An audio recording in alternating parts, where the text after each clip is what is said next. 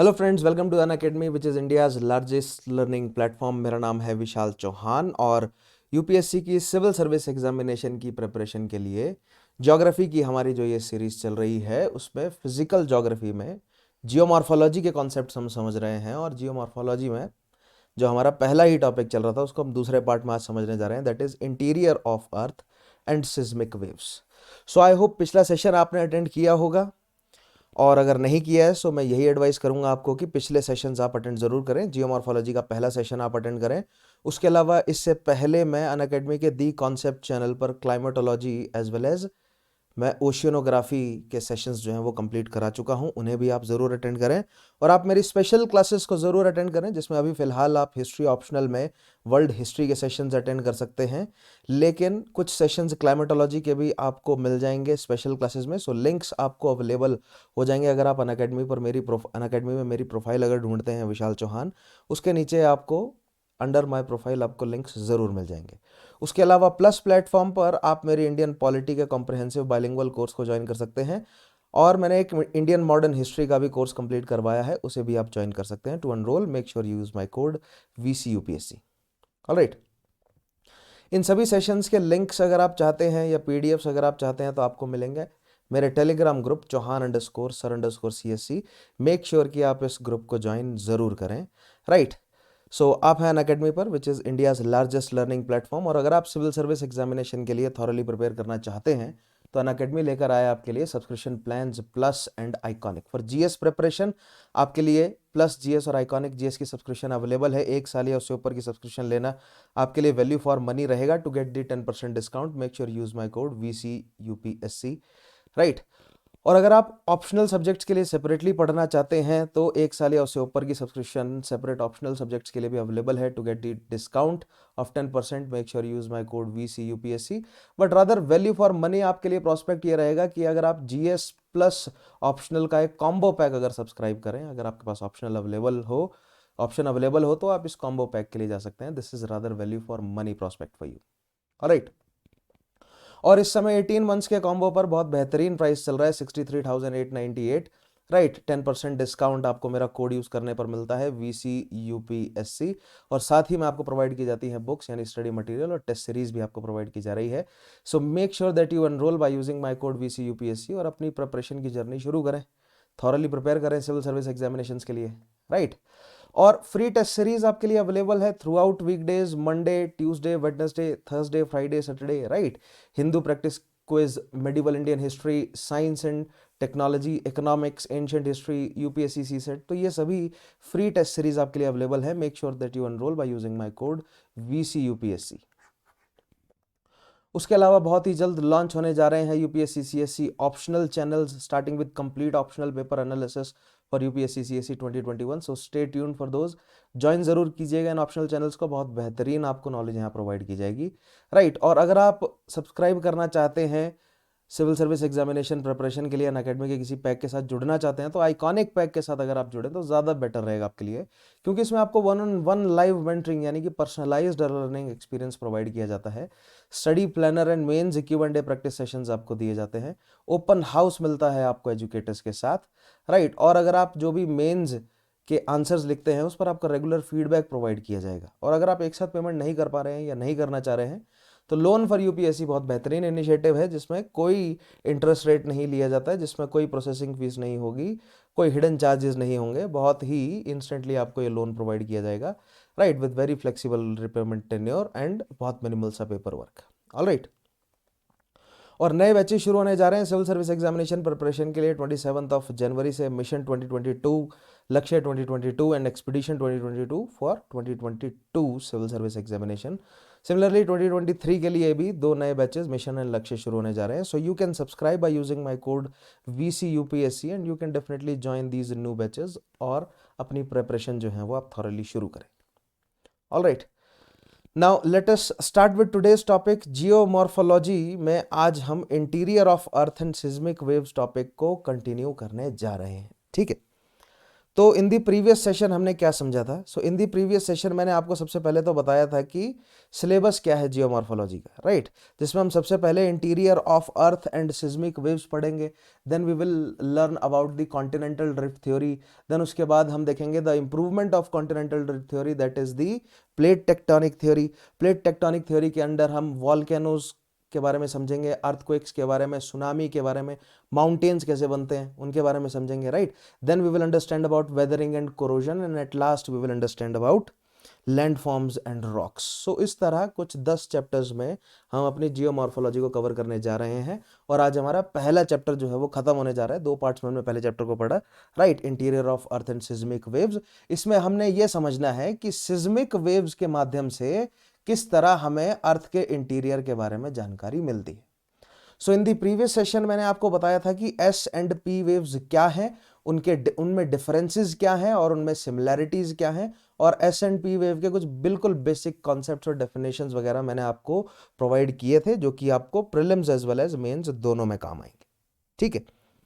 In the today's session, what we will understand that what is the role of these S and P waves, यानी कि what is the role of these body seismic waves, right? In body waves का क्या role है, किसमें? About knowing the interior of अर्थ, हमें हमारी अर्थ के interior के बारे में इन सिस्मिक वेव से कैसे पता चलता है, आज हम ये समझेंगे। पिछले सेशन में हमने इनके कैरेक्टरिस्टिक्स, डिफरेंसेस एंड सिमिलैरिटीज को समझा था, ठीक है? So having the knowledge of the characteristics, similarities and differences, now we will enter into understanding how these seismic waves provided us with the picture of what is inside our earth, right? So सबसे पहले हम समझेंगे role of, आज के session में role देखेंगे हम S and P waves का। फिर हम समझेंगे वेरी इंपॉर्टेंट टॉपिक के बारे में, दैट इज अ डिसकंटिन्यूटी, क्योंकि हमें एस और पी वेव से एस और पी वेव की स्टडी से हमें यह पता चलेगा कि अर्थ के इंटीरियर में लेयर्स मौजूद हैं। फिर हम समझेंगे डिसकंटिन्यूटी के माध्यम से, दैट मीन्स हम समझेंगे कि उन लेयर्स की जो बाउंड्रीज हैं, राइट, उन बाउंड्रीज का क्या नाम है, केवल नाम भर हम समझेंगे, और कुछ एक बेसिक जो है वो हम कॉन्सेप्ट समझने की कोशिश करेंगे डिसकंटिन्यूटी के बारे में, राइट?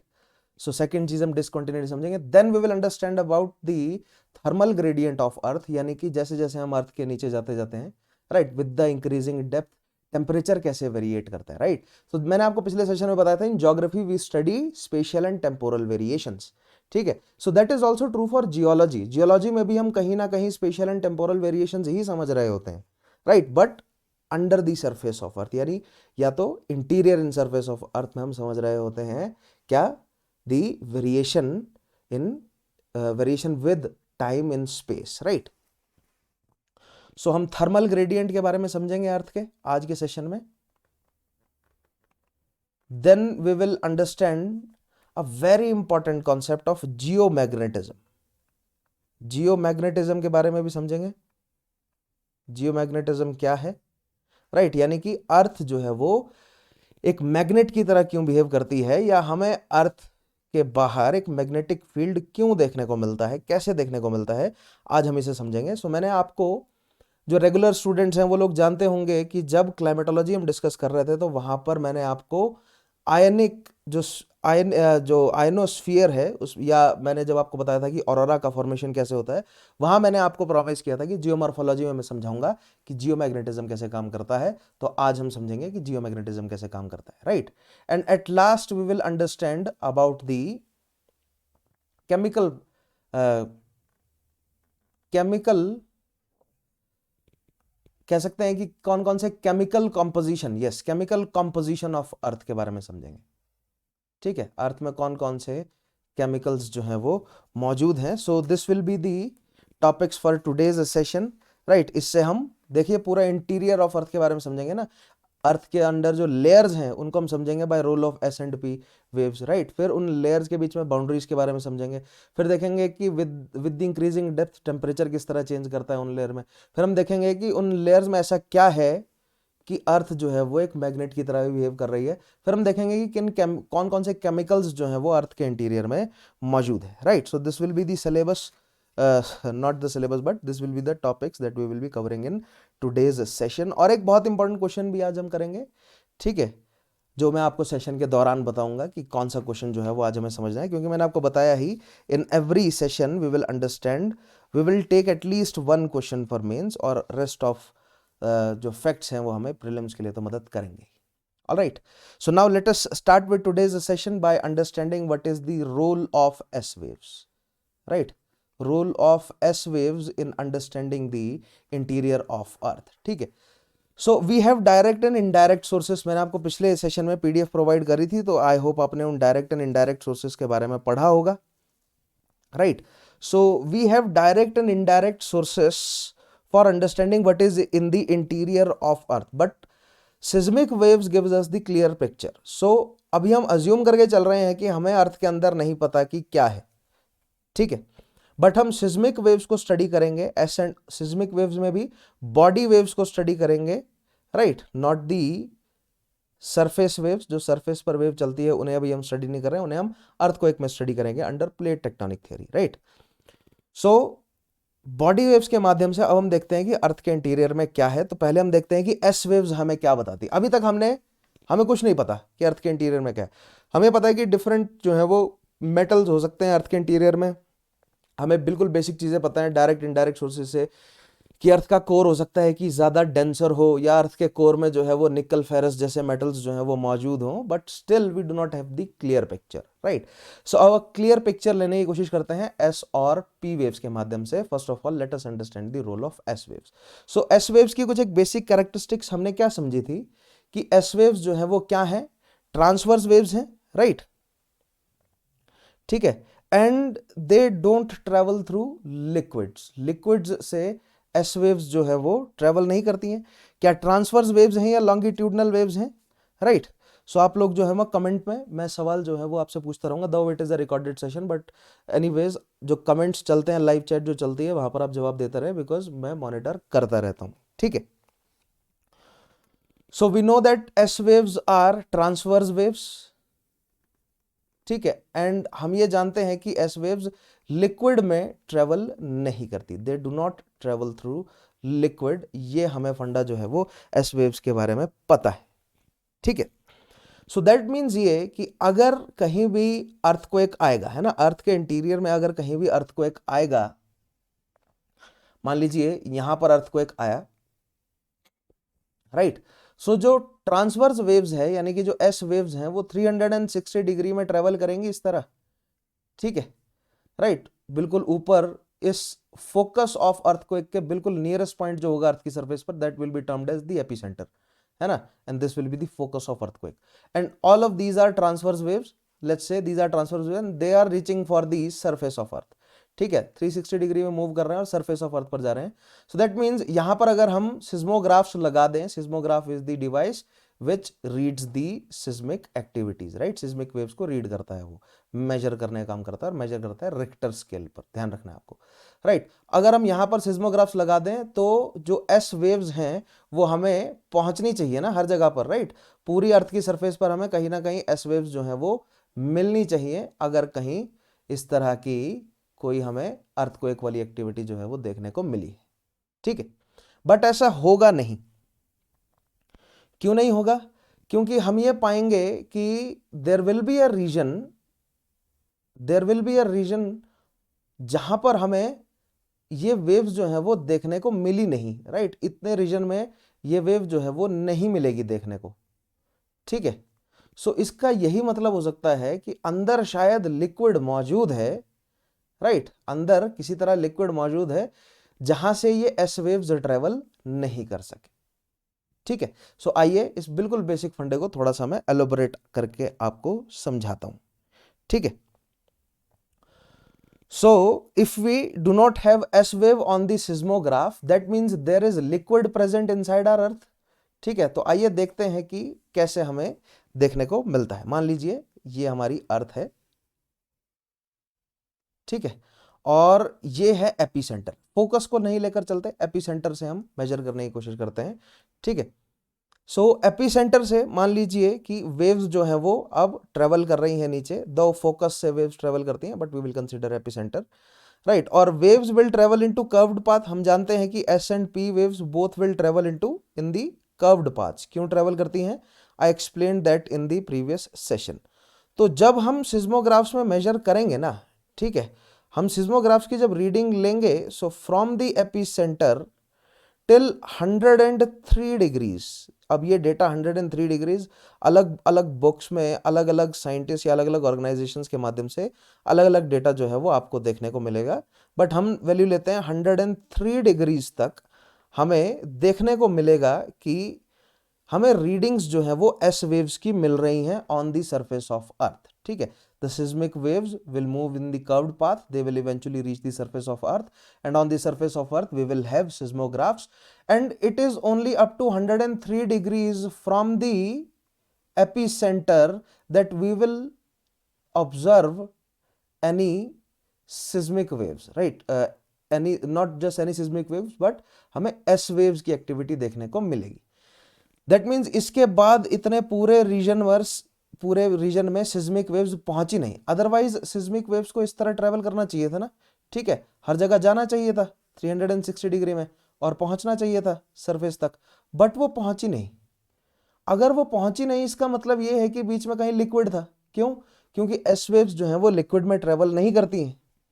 ठीक है, सो ये हमें यहां से पता चलता है कि there is a liquid present, एक ऐसा रीजन है जहां पर लिक्विड जो है वो प्रेजेंट है अर्थ के इंटीरियर में, राइट? इससे हमें इतना अंदाजा लग जाता है, right, from the study of seismic waves. कौन सी seismic wave? S wave, right.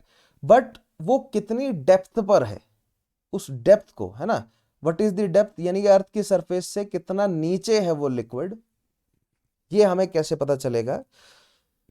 दो क्या बोलते हैं, टाइप ऑफ डेटा को स्टडी करके हमें पता चलेगा। पहला तो ये 103 डिग्रीज तक है ना, एपी सेंटर से 103 डिग्रीज तक हमें जो है वो वेव्स देखने को मिली है, and the rest of this region is shadow zone. Shadow zone यानी कि यहां पर हमें नहीं देखने को मिली एस वेव्स। किसका शैडो जोन है ये एस वेव्स का शैडो जोन है। So if we study the S waves, right, और एस वेव्स में हम स्टडी करते हैं that the angular distance from the epicentre till 103 degrees, right. Okay, let me dictate, मैं डिक्टेट कर देता हूं, आप लोग नोट करें, since this is a recorded session, you can always आप लोग जो है वो रिमाइंड करके फिर से नोट कर सकते हैं, ठीक है, बट डिक्टेशंस बहुत जरूरी हैं आपके लिए। Write down some statements about the role of S waves. Write down the S waves are transverse shear waves and cannot propagate through liquids. What are these? The S waves are transverse. This is how you can introduce this question, right? So सवाल जो है वो ये बन सकता है कि हमें इंटीरियर ऑफ अर्थ के बारे में सिस्मिक वेव्स की वजह से कैसे पता है, या कैसे हम जानते हैं कि अर्थ के इंटीरियर में क्या है, राइट? सो हम रोल ऑफ एस वेव्स में लिख सकते हैं the S waves are transverse shear waves, या अगर आपको कभी एस वेव का डिफाइन करना हो, सो this is a very simple definition. Transverse shear wave है waves and they can not propagate through liquid, ठीक है, and they can not propagate through liquid. अब ये फंडा मैं आपको समझाना चाहूंगा कि लिक्विड से कैसे वो प्रोपगेट नहीं करती हैं, and what do we understand by the shear nature. ठीक है, शेयर क्या है हम ये भी समझते हैं। अब देखिए, मैंने आपको क्या बताया था कि जैसे जैसे हम अर्थ के नीचे जाते जाएंगे टेम्परेचर बढ़ता जाएगा, ठीक है, जो कि आज हम पढ़ेंगे थर्मल ग्रेडियंट ऑफ अर्थ में, ठीक है। टेम्परेचर बढ़ता जाएगा जैसे जैसे हम नीचे जाते जाएंगे, बट ऑल्सो प्रेशर भी बढ़ता जाएगा। दैट मीन्स अर्थ के इंटीरियर में अगर रॉक्स मौजूद हैं तो टेम्परेचर बहुत ज़्यादा होने के कारण टेक्निकली वो रॉक्स पिघल जानी चाहिए, मेल्ट हो जानी चाहिए, बट प्रेशर इतना ज़्यादा है कि मेल्टिंग पॉइंट भी बहुत ज़्यादा इंक्रीज हो जाता है। आज हमें समझ आएगा कि pressure is directly proportional to melting point. Pressure ज़्यादा होगा तो मेल्टिंग पॉइंट भी बढ़ेगा, ठीक है। सो जैसे जैसे आप अर्थ के इंटीरियर में जाएंगे प्रेशर बढ़ता जाएगा, मेल्टिंग पॉइंट भी बढ़ता जाएगा, और जो रॉक्स हैं वो मेल्ट नहीं हो सकेंगी, लेकिन ऑब्वियसली हीट की वजह से उनके पार्टिकल्स एनर्जी तो गेन करेंगे। अगर हीट की वजह से उनके पार्टिकल्स एनर्जी गेन करेंगे, so those rocks will develop plastic nature. Plastic nature का मतलब क्या है कि they will have some properties of plastics, और प्लास्टिक की क्या प्रॉपर्टी है, इलास्टिसिटी, है ना। प्लास्टिक्स जो है वो क्या होते हैं, इलास्टिक इन नेचर होते हैं, you can bend those, right, that is known as, that is their elastic strength. कहने का मतलब ये कि अगर मैं इसे बेंड करता हूं so it will gain it's initial shape, है ना। मैं इसको बेंड करता हूं, it will gain it's initial shape. लेकिन वहीं अगर मेरे पास कोई रॉक हो और अगर मैं जोर लगाकर, बहुत सारा फोर्स लगाकर उस रॉक को तोड़ दूं, तो वो शेप उसकी डिफॉर्म हो जाएगी और वो वापस रिगेन नहीं कर पाएगा। That means elasticity of a rock is quite less.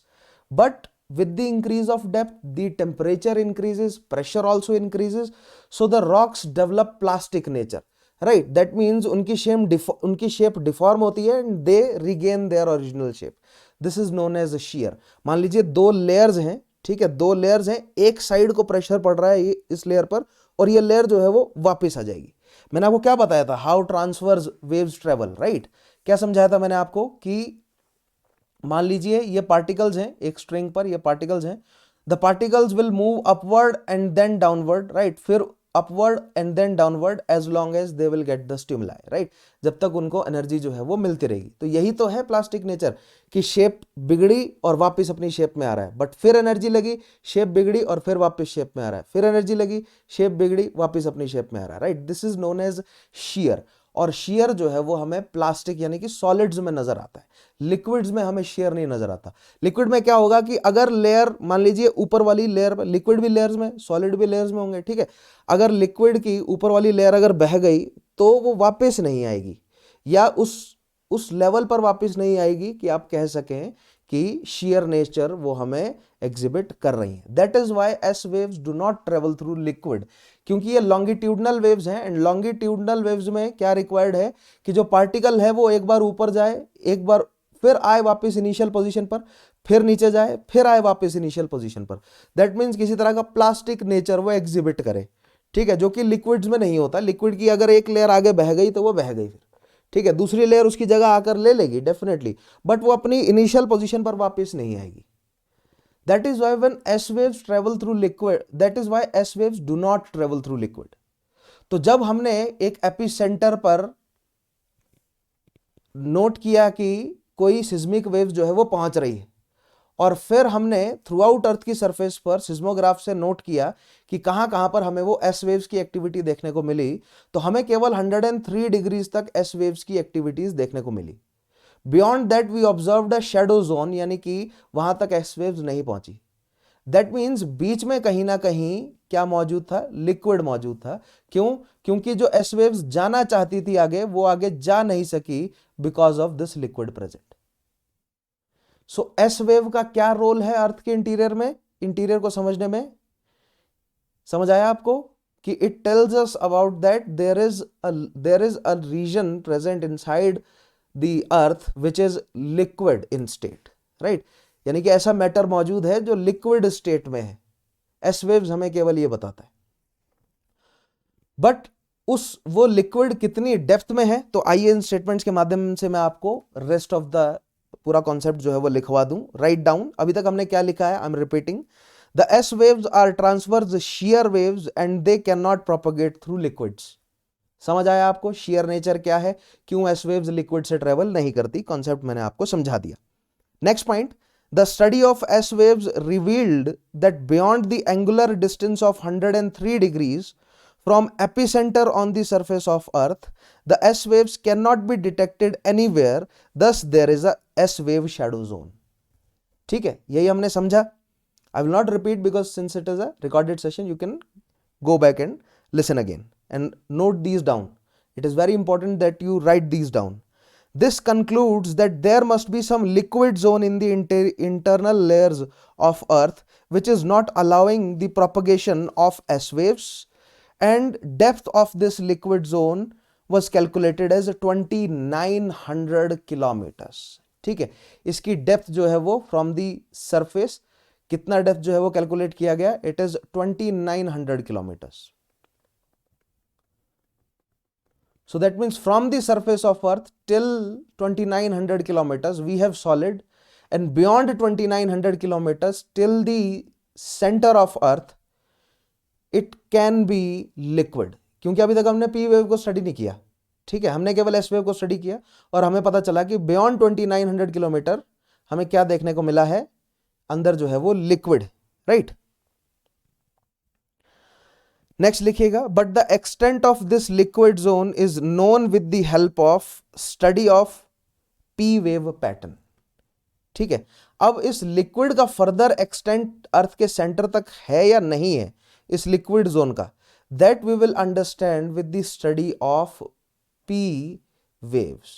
ठीक है, सो एस वेव्स के माध्यम से हमें क्या पता चला, that it is up till 2900 kilometres that we have what we have solid zone, and beyond that we may have a liquid in the interior of our earth। ठीक है, कैसे पता चला, हमें जो एंगुलर डिस्टेंस मिला 103 डिग्री का और शैडो जोन जो मिला एस वेव का, इन दोनों को जब हमने कैलकुलेट किया, we will not go into the calculations की कैलकुलेशंस कैसे करी है, but with the help of these two we came to the conclusion that up till 2900 kilometres we have solid and after that we may have liquid in the inside of our earth। ठीक है, we not may have, we have liquid but we do not know the extent of that liquid, कि वो liquid जो है वो कहां तक present है। up till now we just know that we have liquid in inside of our earth, right। so ये हमने S wave को समझा। देखिएगा यहां पर quake आया, राइट, या आप फोकस से भी ले सकते हैं, मैंने एपिसेंटर से कैलकुलेट किया है, या एपिसेंटर मैंने आपको लिखवाया है, you can also use the term focus. और ये देखिए कर्व्ड पाथ में ये एस वेव्स ट्रेवल कर रही हैं, यहाँ पर 105 डिग्री लिखा है बट इट इज 103 डिग्रीज। अलग अलग साइंटिस्ट ने अलग अलग डेटा जो है वो निकाला है, हम 103 डिग्रीज अगर माने तो भी सही रहेगा। And this will be the S wave shadow zone where no direct S waves are received. ठीक है, डायरेक्ट एस वेव्स हमें नहीं देखने को मिल रही, right। so that means in the interior of earth we have mantle, and now we have a understanding that we also have a core inside of our earth। ठीक है, हमारी अर्थ में एक कोर भी है। बट अब आप कहेंगे कि सर अगर हमें इतना पता चल ही गया था तो हमें पी वेव्स को स्टडी करने की क्यों जरूरत पड़ी। तो आप लोगों को याद होगा मैंने आपको बताया था कि जो मेटेराइट्स या जो मेटियोर्स धरती तक पहुंचते हैं उनका कोर हमें सॉलिड और बहुत ज्यादा डेंस मिला है। ठीक है, दैट मीन्स ये कि अगर अर्थ के कोर में लिक्विड है तो हो सकता है कि सॉलिड भी हो, राइट। बट एस वेव्स जो है वो उस लिक्विड के अंदर पेनिट्रेट ही नहीं कर रही हैं। ठीक है, तो हमें पता ही नहीं चलेगा कि अंदर सॉलिड है या नहीं है। ठीक है, अंदर सॉलिड है या नहीं वो पता लगाने के लिए we must understand the role of P waves. I hope role of S waves आपको समझ आया होगा। ठीक है, राइट। अब हम देखते हैं रोल ऑफ पी वेव्स जो है वो क्या है। सेम उसी डायग्राम से हम समझते हैं, राइट। अर्थ लेते हैं। आप लोगों के अगर कोई डाउट्स हैं तो आप मेरे टेलीग्राम ग्रुप पर उन डाउट्स को शेयर जो है वो कर सकते हैं, या आप कमेंट्स में ज़रूर अगर कोई डाउट्स हैं तो लिखें। आप लाइव चैट में अपना डाउट जो है वो लिख सकते हैं, या आप स्पेशल क्लासेस अटेंड करें, क्योंकि स्पेशल क्लासेस में भी मैं मतलब डाउट्स के लिए विंडो प्रोवाइड करता हूं। सो अगर इन सभी कॉन्सेप्ट में कोई डाउट आपके रह जाते हैं तो आप मुझे रीच आउट कर सकते हैं। काफ़ी सारे सोर्सेज हैं आपके लिए मुझे रीच आउट करने के लिए। ठीक है, बेटर ये रहेगा कि आप टेलीग्राम ग्रुप या स्पेशल क्लास में आए, राइट। वो ज़्यादा फ्रीक्वेंटली मैं चेक कर पाता हूं। ठीक है, क्योंकि स्पेशल क्लासेस में तो लाइव ही होते हैं, आप अपने डाउट्स वहां पर लाइव पूछ सकते हैं ना। Role of P wave. So अभी हमें पता चल गया कि अर्थ के अंदर जो है वो कोर भी है, और वो कोर जो है वो कोर में लिक्विड है। ठीक है, हमें ये नहीं पता कि वो लिक्विड कहां तक है, राइट। मान लीजिए फिर से एक और जो है वो हमने सिस्मिक एक्टिविटी को स्टडी करना शुरू किया, and this time we are considering the P waves, not the S waves but the P waves.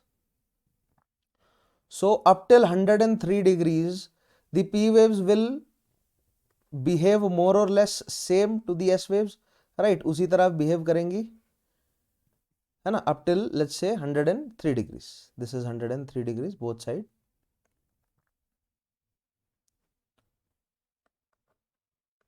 But after this liquid है, और P waves can travel through liquid also. But मैंने आपको बताया था कि the waves will undergo refraction, waves also undergo refraction and reflection, ठीक है। So this region is solid, mantle is solid, right. हम जानते हैं कि मेंटल सॉलिड है, क्यों? क्योंकि इसमें एस वेव ट्रेवल कर रही है, ठीक है। एंड द कोर, अभी तक हमारी नॉलेज क्या है कि कोर लिक्विड है, that means the P waves are now travelling from a region of higher density, right? Mental is a region of high density and core, जो कि अभी तक हम जानते हैं, that is a region of low density, right? Relatively अगर हम देखें, ठीक है। तो यहां पर सॉलिड है, क्योंकि लो या हाई डेंसिटी क्यों कह रहा हूं मैं? क्योंकि यहां पर सॉलिड है और इधर जो है वो क्या है? लिक्विड है, और लिक्विड जो है वो सॉलिड से कम डेंसिटी का होना चाहिए वैसे तो कायदे से, ठीक है। So that means we will observe refraction, ठीक है। हम क्या ऑब्जर्व करेंगे यहाँ पर? रिफ्रैक्शन। सो जैसे ही कोई पी वेव एंटर करेगी यहाँ पर अंदर, तो मैंने आपको पी वेव के बारे में क्या बताया था कि देयर वेलोसिटी इंक्रीजेस, राइट। याद कीजिए पिछले सेशन में लाइट के लिए हमने क्या केस लिया था? इन केस ऑफ लाइट,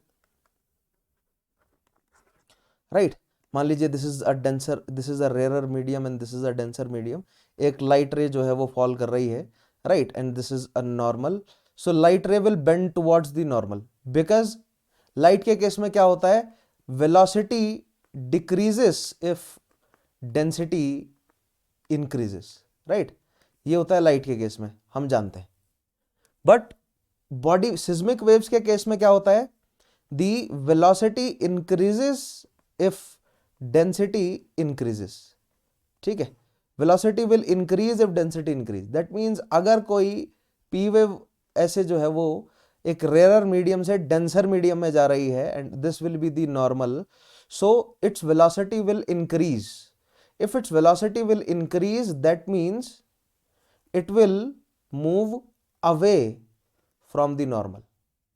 और अगर ये एक डेंसर से रेयर मीडियम में एंटर कर रही होगी, ठीक है, मान लीजिए नाउ द पी वेव और any of these body wave is moving from a denser to rarer medium, so its velocity will decrease and it will move towards the normal, ठीक है। नॉर्मल की तरफ आपको मूव करती हुई नजर आएगी। क्या मतलब है इसका? दैट मीन्स जैसे ही P wave will hit this liquid zone, it will move towards the normal, that means एक बेंडिंग हमें अंदर को नजर आएगी, ठीक है।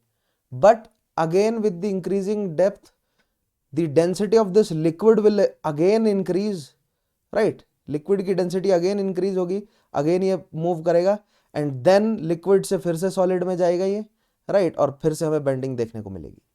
सो इतना आपको वैसे कंसीडर करने की जरूरत नहीं है, जस्ट हमें ये पता होना चाहिए कि P waves will enter into this core because P waves can travel through liquids also, right? But in P waves के इस कोर के अंदर के ट्रेवल को जब हम स्टडी करने लगे और हमने और डिटेल में स्टडी किया, right, and when we observe its, हमने इनकी लैंडिंग जो है वो ऑब्जर्व करी ऑन दी, या हमने जब ऑब्जर्व किया इनको on the surface on the opposite side of epicentre, हमें we observed a shadow zone again, ठीक है। इतना रीजन हमें फिर से जो है वो शैडो जोन के रूप में देखने को मिला, from 103 degree till 100 and let's say 45 degree, कहीं पर 150 डिग्रीज तक भी लिखा है, 145 डिग्रीज तक हमें अगेन शैडो जोन देखने को मिला, and now this shadow zone will be the shadow zone of P waves, ठीक है।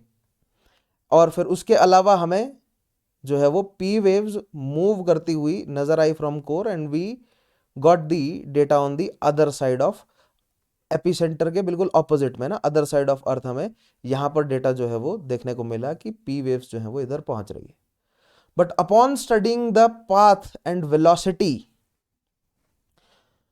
upon observing the velocity of P waves, right, against the depth in which these P waves were traveling, right, we come to a conclusion that there is a solid present inside the core. ठीक है, क्या हमें conclusion मिलता है यहां पर कि liquid है पहले तो, लेकिन फिर अंदर सॉलिड भी है, राइट। और इस कंक्लूजन में हम कैसे पहुंचे? दो डेटा को एनालाइज करके, first the shadow zone from the angular distance of 103 to 145 degrees, then the then पहली चीज तो ये कि हमें शैडो जोन को स्टडी किया, और दूसरा हमने स्टडी किया the graph of the velocity of P waves and depth, right. इन दो डेटा को अंडरस्टैंड करके, राइट, इन दो डेटा को रीड करके हमें यह पता चला कि इन द इंटीरियर ऑफ अर्थ जो हमें लिक्विड मिला था देखने को, उसके अंदर जो है वो एक ऐसा रीजन है जो सॉलिड है, right. That means inside core एक और जो है वो हमें, मतलब कि कोर में भी हमें दो लेयर्स देखने को मिल रही है।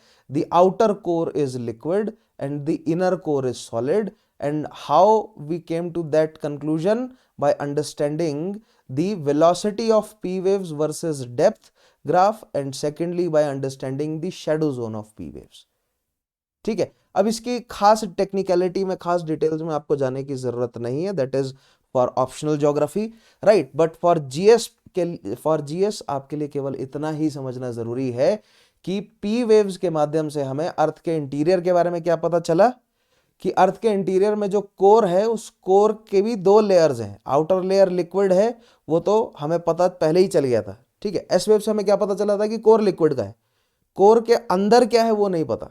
कोर के अंदर हमें पता चला कि केवल आउटर कोर ही लिक्विड है, जो इनर कोर है वो सॉलिड है। वो हमें पता चलता है पी वेव्स के माध्यम से, by understanding the shadow zone of P wave as well as the graph of velocity of P wave versus depth.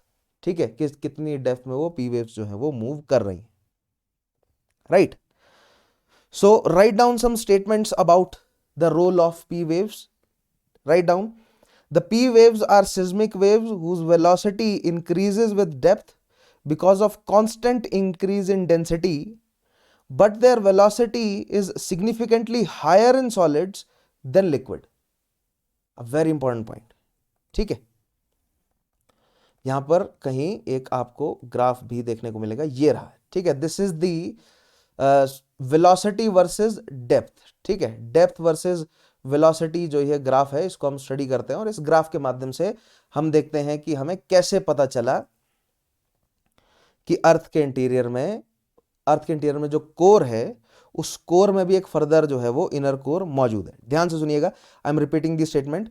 The P waves are seismic waves whose velocity increases with depth, right, जानते हैं हम ये, because of constant increase in density, but their velocity is significantly higher in solids than liquid, right.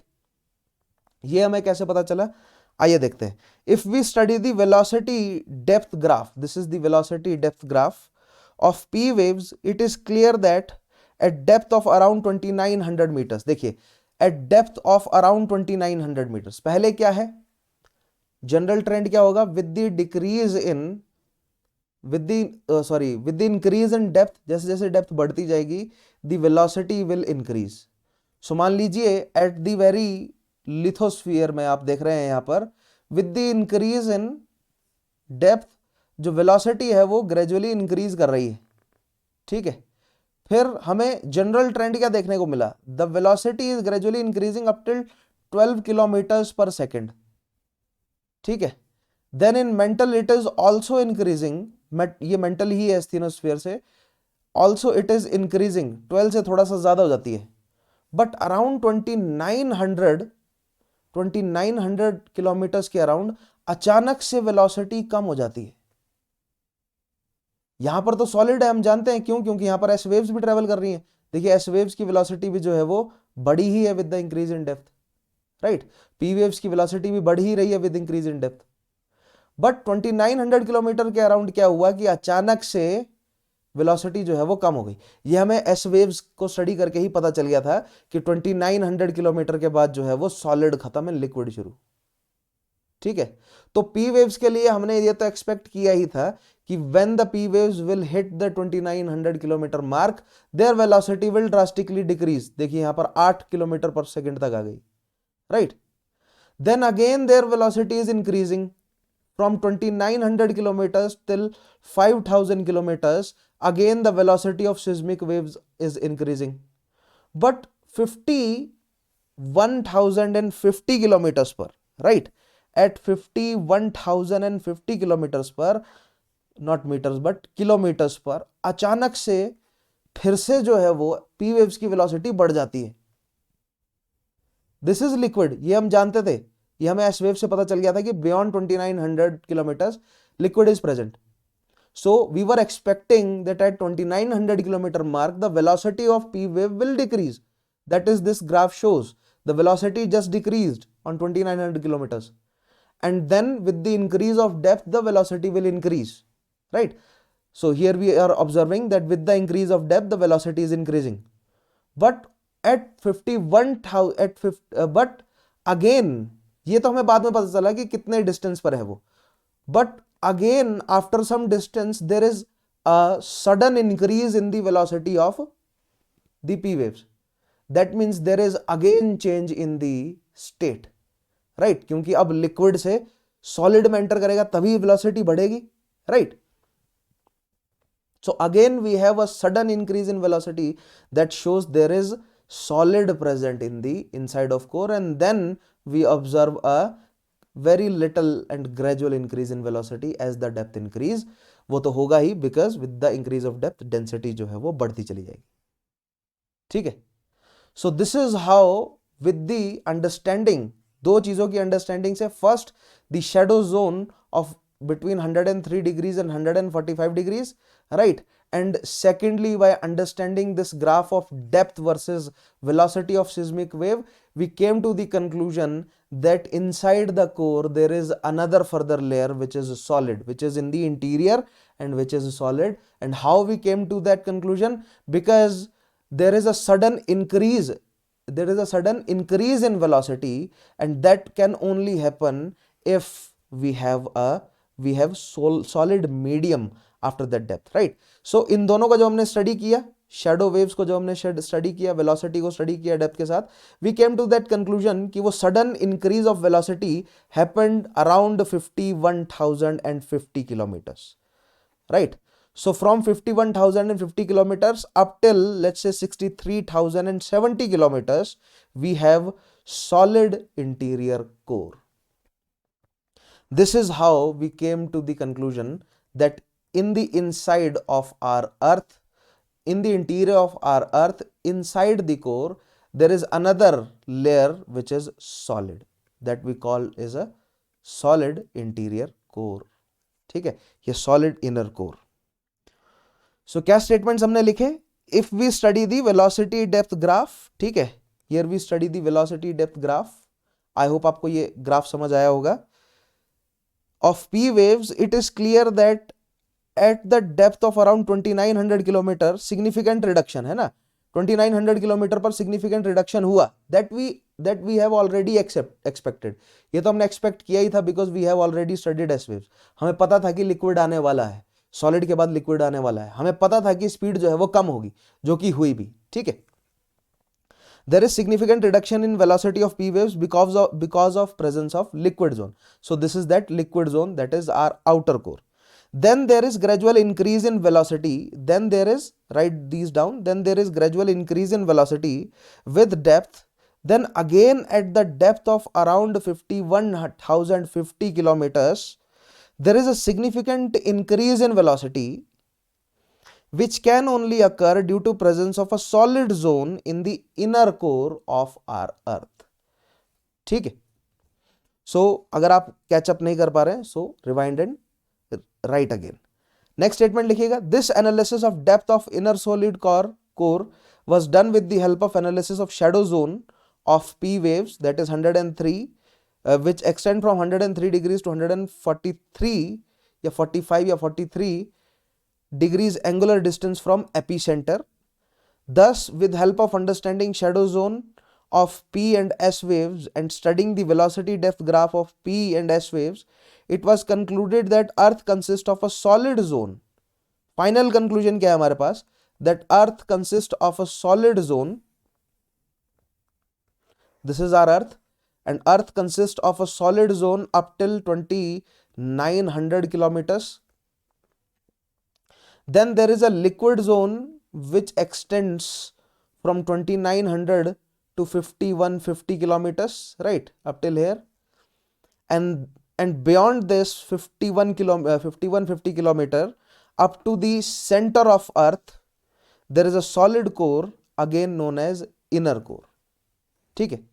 So with the study of S and P waves, हमने क्या conclusions निकाला?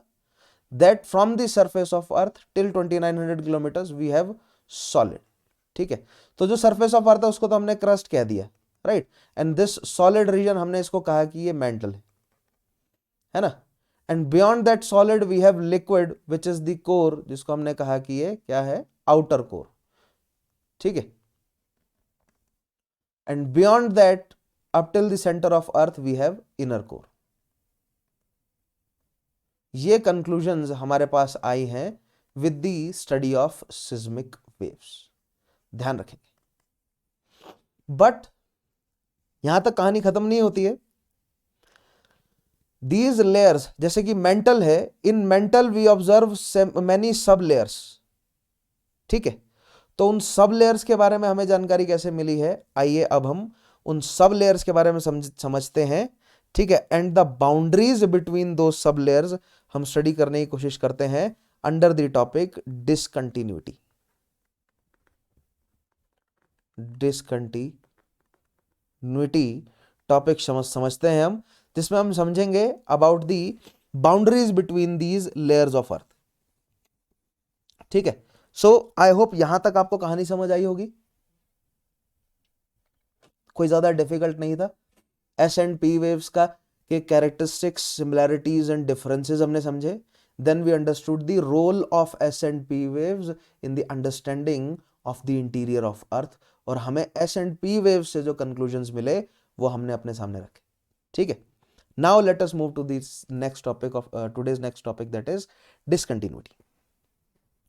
So discontinuity basically है क्या? It refers to some abrupt, write down, refers to some abrupt or sudden change. Abrupt or sudden change in the velocity. Velocity of seismic waves. ठीक है. तो अभी जो हमने ये ग्राफ देखा, इस ग्राफ में जो ये सडन चेंजेस हमें देखने को मिल रहे हैं in the velocity of seismic waves is known as discontinuity. ठीक है. And the reason for this discontinuity are two. दो रीजन है डिसकंटिन्यूटी के. ठीक है. क्या रीजंस हैं? सबसे पहला क्या हो सकता है? चेंज हो रहा है ना, किसी तरह का चेंज हो रहा है, तभी ये वेलोसिटी में भी जो है वो हमें सडन या अब्रप्ट जो है वो चेंज देखने को मिल रहा है. तो वो क्या चेंज है लेयर में? तो पहला चेंज तो है बिल्कुल simple, that change in state है ना. Change in state of the interior of earth है ना. हमें सॉलिड से लिक्विड, फिर लिक्विड से सॉलिड देखने को मिला. सो चेंज इन स्टेट आया पहला. और दूसरा कारण है change in chemical composition. Change in chemical composition. तो आपने यहां पर देखा होगा इस ग्राफ में कि इधर भी ये चेंजेस हमें देखने को मिल रहे हैं वेलोसिटी में. ठीक है. ये जो वेलोसिटी में इधर चेंजेस देखने को मिल रहे हैं, these are also due to the same these two reasons. इधर हमें स्टेट चेंज होती हुई नजर आ रही है या हमें केमिकल कॉम्पोजिशंस चेंज होती हुई नजर आ रही है. और जहां जहां पर हमें ये डिसकंटिन्यूटी नजर आती है, ठीक है, वहां पर या तो क्या हो सकता है, स्टेट चेंज हो रही है या तो केमिकल कॉम्पोजिशन चेंज हो रही है. दैट मीन्स हमें क्लियर जो है वो डिफरेंस लेयर्स में नजर आ रहा है. दैट मीन्स अगर लेयर्स में डिफरेंस क्लियर है, ठीक है, तो बाउंड्रीज भी होंगी, तभी हमने कहा कि क्लियर है. और वो क्लियर हमें कैसे है? Because we have observe sudden change और abrupt change in the velocity. So that means हमारे पास जो है वो बाउंड्रीज मौजूद हैं and we will name those boundaries, right. या अगर हम सिंपली कहें कि those boundaries are also known as discontinuities, या this whole phenomena of abrupt change in velocity of seismic waves is also known as discontinuity. ठीक है, दोनों के लिए डिसकंटिन्यूटी टर्म जो है वो यूज हो जाता है, आपको ध्यान रखना है।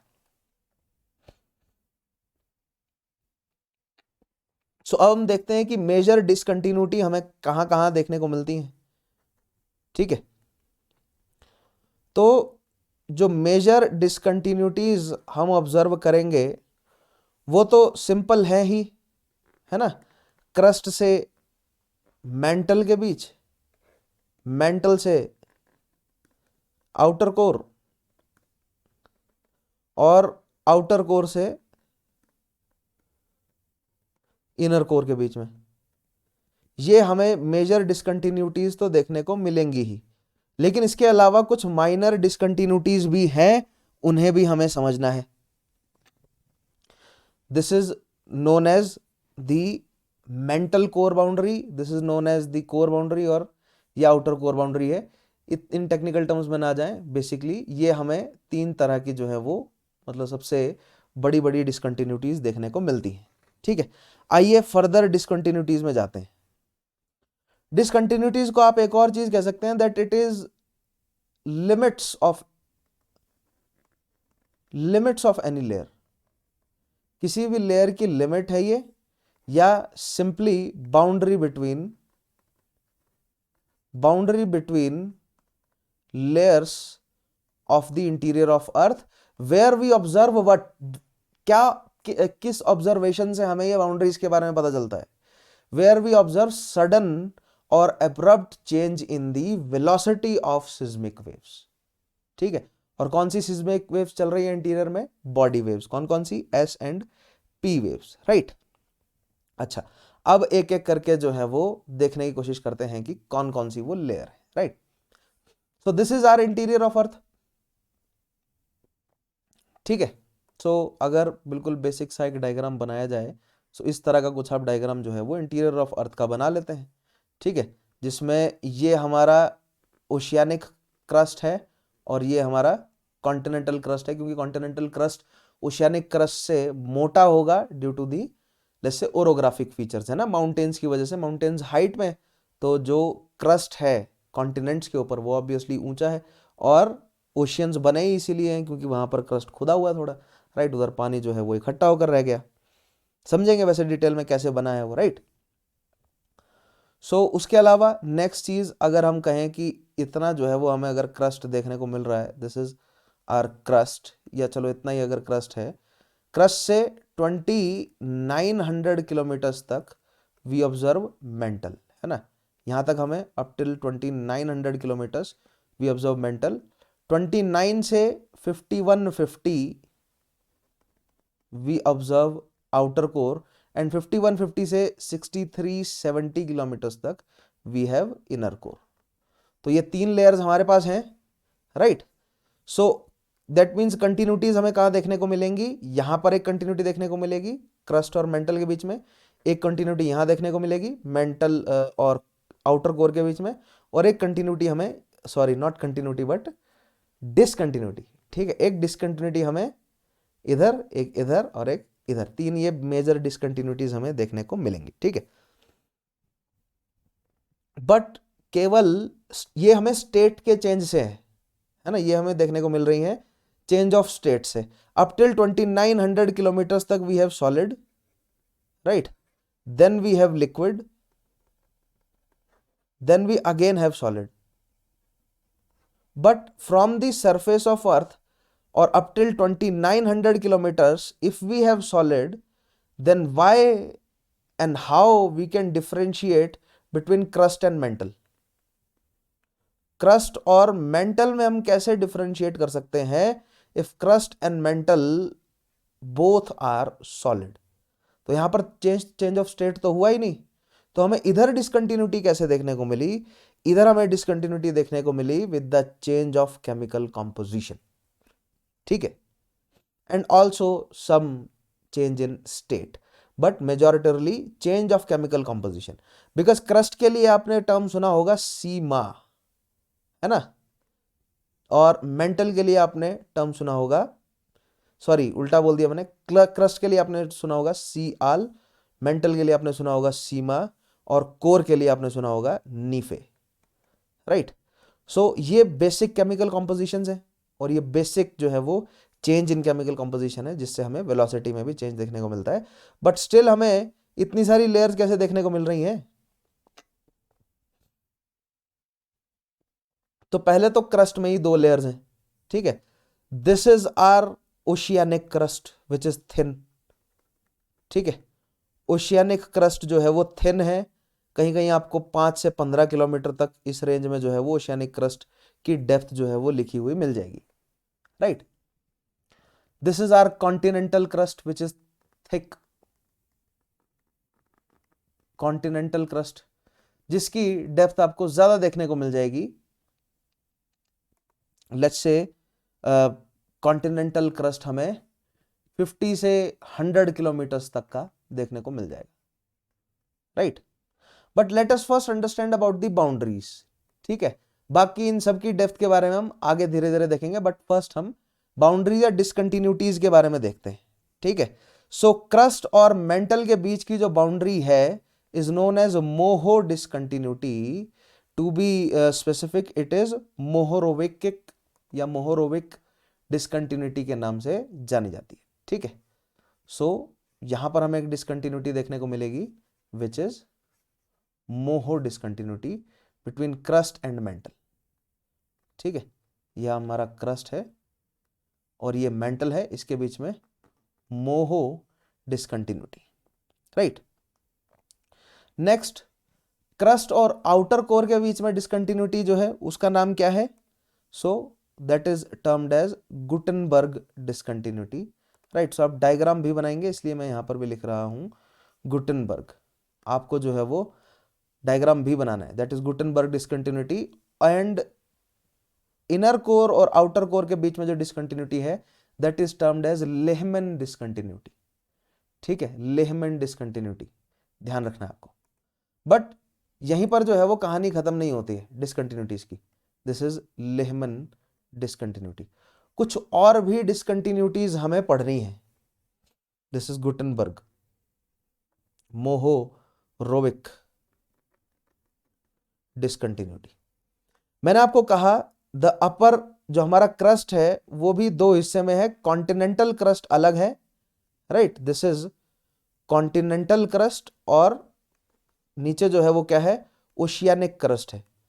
तो कॉन्टिनेंटल क्रस्ट और ओशियानिक क्रस्ट के बीच में भी एक डिसकंटिन्यूटी है, that is due to the, किस वजह से है ये? केमिकल कॉम्पोजिशन की वजह से है। क्यों? Because the oceanic crust is made up of basalt rocks and continental crust is majoritarily made up of granite rocks, ठीक है। तो यहां पर भी हमें एक डिसकंटिन्यूटी देखने को मिलती है, and this discontinuity is Conrad discontinuity, ठीक है। इसको हम बोलते हैं कॉनरैड डिसकंटिन्यूटी। उसके अलावा the mental is also in, let's say दो लेयर्स में हमें मेंटल भी देखने को मिलता है। क्यों? Because with the decrease in depth temperature increases, pressure increases, so mental में भी हमें मान के चलिए कि ऊपर वाली लेयर में मैग्नीशियम जो है वो हमें ज्यादा देखने को मिलता है। मैग्नीशियम आयरन है वैसे यहाँ पर, राइट। सिलिकॉन भी है, बट जैसे जैसे आप नीचे बढ़ते जाएंगे आयरन जो है वो ज्यादा होता जाएगा सिलिकॉन और मैग्नीशियम से। So that means again with the change of chemical composition we have a separate layer, right, जिसको हम बोलते हैं रेपेटी डिसकंटिन्यूटी, ठीक है। रेपेटी डिसकंटिन्यूटी ध्यान रखना आपको। At 670 kilometres we have this Repetti discontinuity. तो Conrad, Moho, Repetti, Gutenberg and Lehmann, these are some of the basic discontinuities जिन्हें आपको ध्यान रखना है, ठीक है। और ये क्यों है? कारण क्या क्या है इनके? या तो स्टेट चेंज हो रही होगी या तो केमिकल कॉम्पोजिशन चेंज हो रही होगी। स्टेट चेंज होने से हमारे पास कौन कौन सी हैं? गुटनबर्ग और लेहमैन हमारे पास स्टेट चेंज होने से है। केमिकल कॉम्पोजिशन चेंज होने से हमारे पास कौन कौन सी है? मोहोरोविक या मोहो, रेपेटी और कॉनरैड है हमारे पास केमिकल कॉम्पोजिशन चेंज होने से, ठीक है। कॉनरैड में क्या केमिकल कॉम्पोजिशन चेंज हो रही है? जो रॉक है वो ग्रेनाइट से बेसाल्ट में, राइट। मोहो में कौन सी केमिकल कंपोजिशन चेंज हो रही है? Cl से सीमा। रेपेटी में क्या केमिकल कंपोजिशन चेंज हो रही है? आयरन की कंसेंट्रेशन बढ़ रही है with the increase in depth. ठीक है, सो ये आपको डिसकंटिन्यूटी के बारे में ध्यान रखने हैं पॉइंट।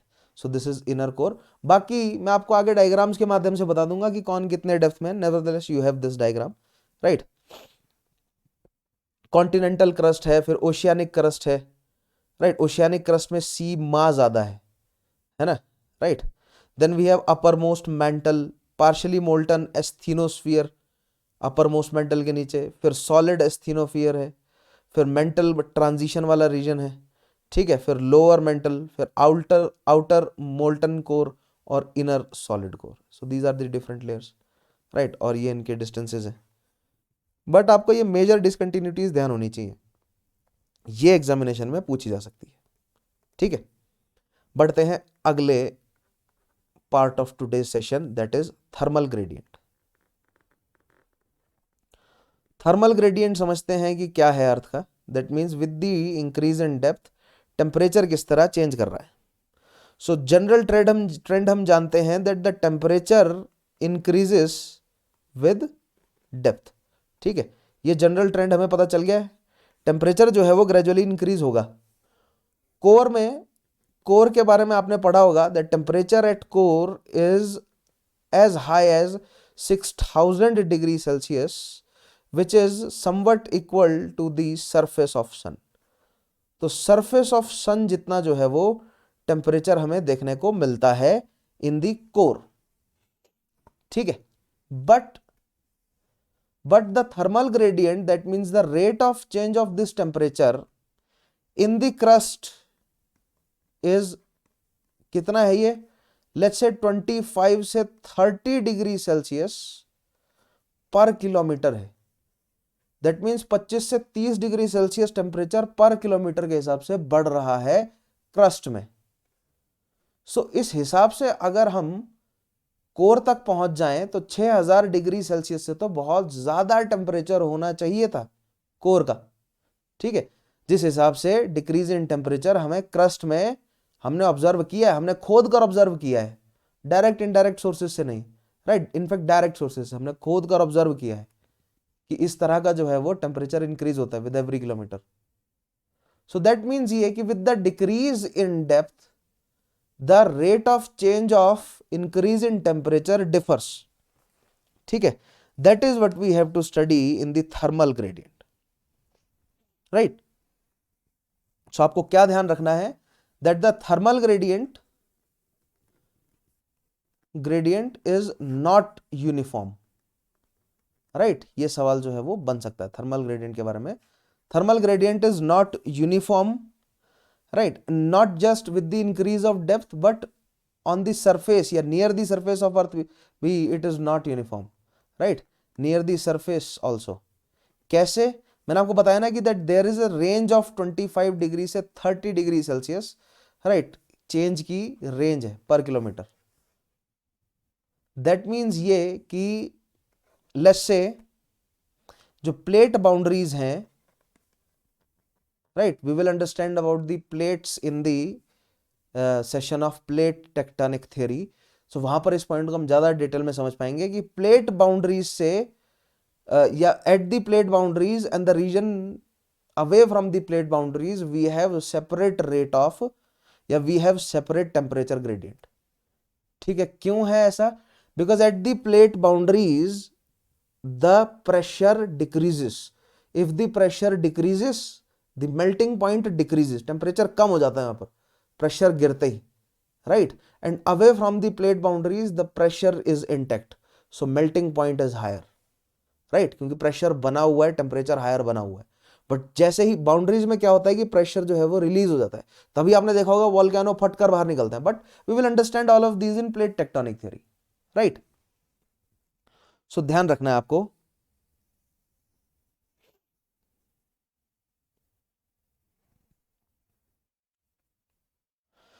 सो प्लेट बाउंड्रीज पर आपको 25 डिग्री सेल्सियस पर किलोमीटर डिक्रीज इंक्रीज नजर आएगा। एंड अवे फ्रॉम दैट आपको इंक्रीज जो है प्लेट बाउंड्रीज से अवे है ना। मान लीजिए कि ये सरफेस है हमारी और यहाँ पर कोई एक प्लेट बाउंड्री है, तो प्लेट बाउंड्री पर अगर आप नीचे जाएंगे और अगर आप इस रीजन पे नीचे जाएंगे, यहाँ पर हो सकता है कि 30 डिग्री सेल्सियस पर किलोमीटर का आपको ग्रेडियंट नजर आए और इधर आपको 25 डिग्री सेल्सियस पर किलोमीटर का ग्रेडियंट नजर आए, बिकॉज यहाँ पर प्रेशर जो है वो रिलीज होता जाएगा कुछ थोड़े थोड़े टाइम बाद, ठीक है, प्लेट्स के मूव होने की वजह से। सो अगर हम ये डेप्थ और टेम्परेचर का एक ग्राफ जो है वो प्लॉट करें, राइट, सो कुछ इस तरह का हमें ग्राफ जो है वो देखने को मिलेगा, right. So this is temperature, right, और इस साइड जो है वो क्या बढ़ रही है, आपकी डेप्थ बढ़ रही है। सो आप यहां पर क्लियरली देख पा रहे हैं कि with the in the crust, right, crust में आप क्या देख पा रहे हैं, with the increase in depth the temperature increases, right, rate जो है वो ज्यादा है, बट देन रेट जो है वो ग्रेजुअली कम हो जाता है, right, but in the mental the temperature also increases, and again outer core में भी टेम्परेचर इंक्रीज हो रहा है, अगेन इनर कोर में भी टेम्परेचर इंक्रीज हो रहा है, up till it reaches around 6000 degree Celsius, right. यहाँ पर ये 6000 डिग्री सेल्सियस तक पहुंचने तक जो है वो इंक्रीज ही होता जाएगा, and this is known as thermal gradient. And this is, ये क्रस्ट पे आप देखेंगे तो लिथोस्फीयर में देखिए बहुत तेजी से इंक्रीज हो रहा है और फिर रेट जो है वो आपका कम होता जाएगा, right.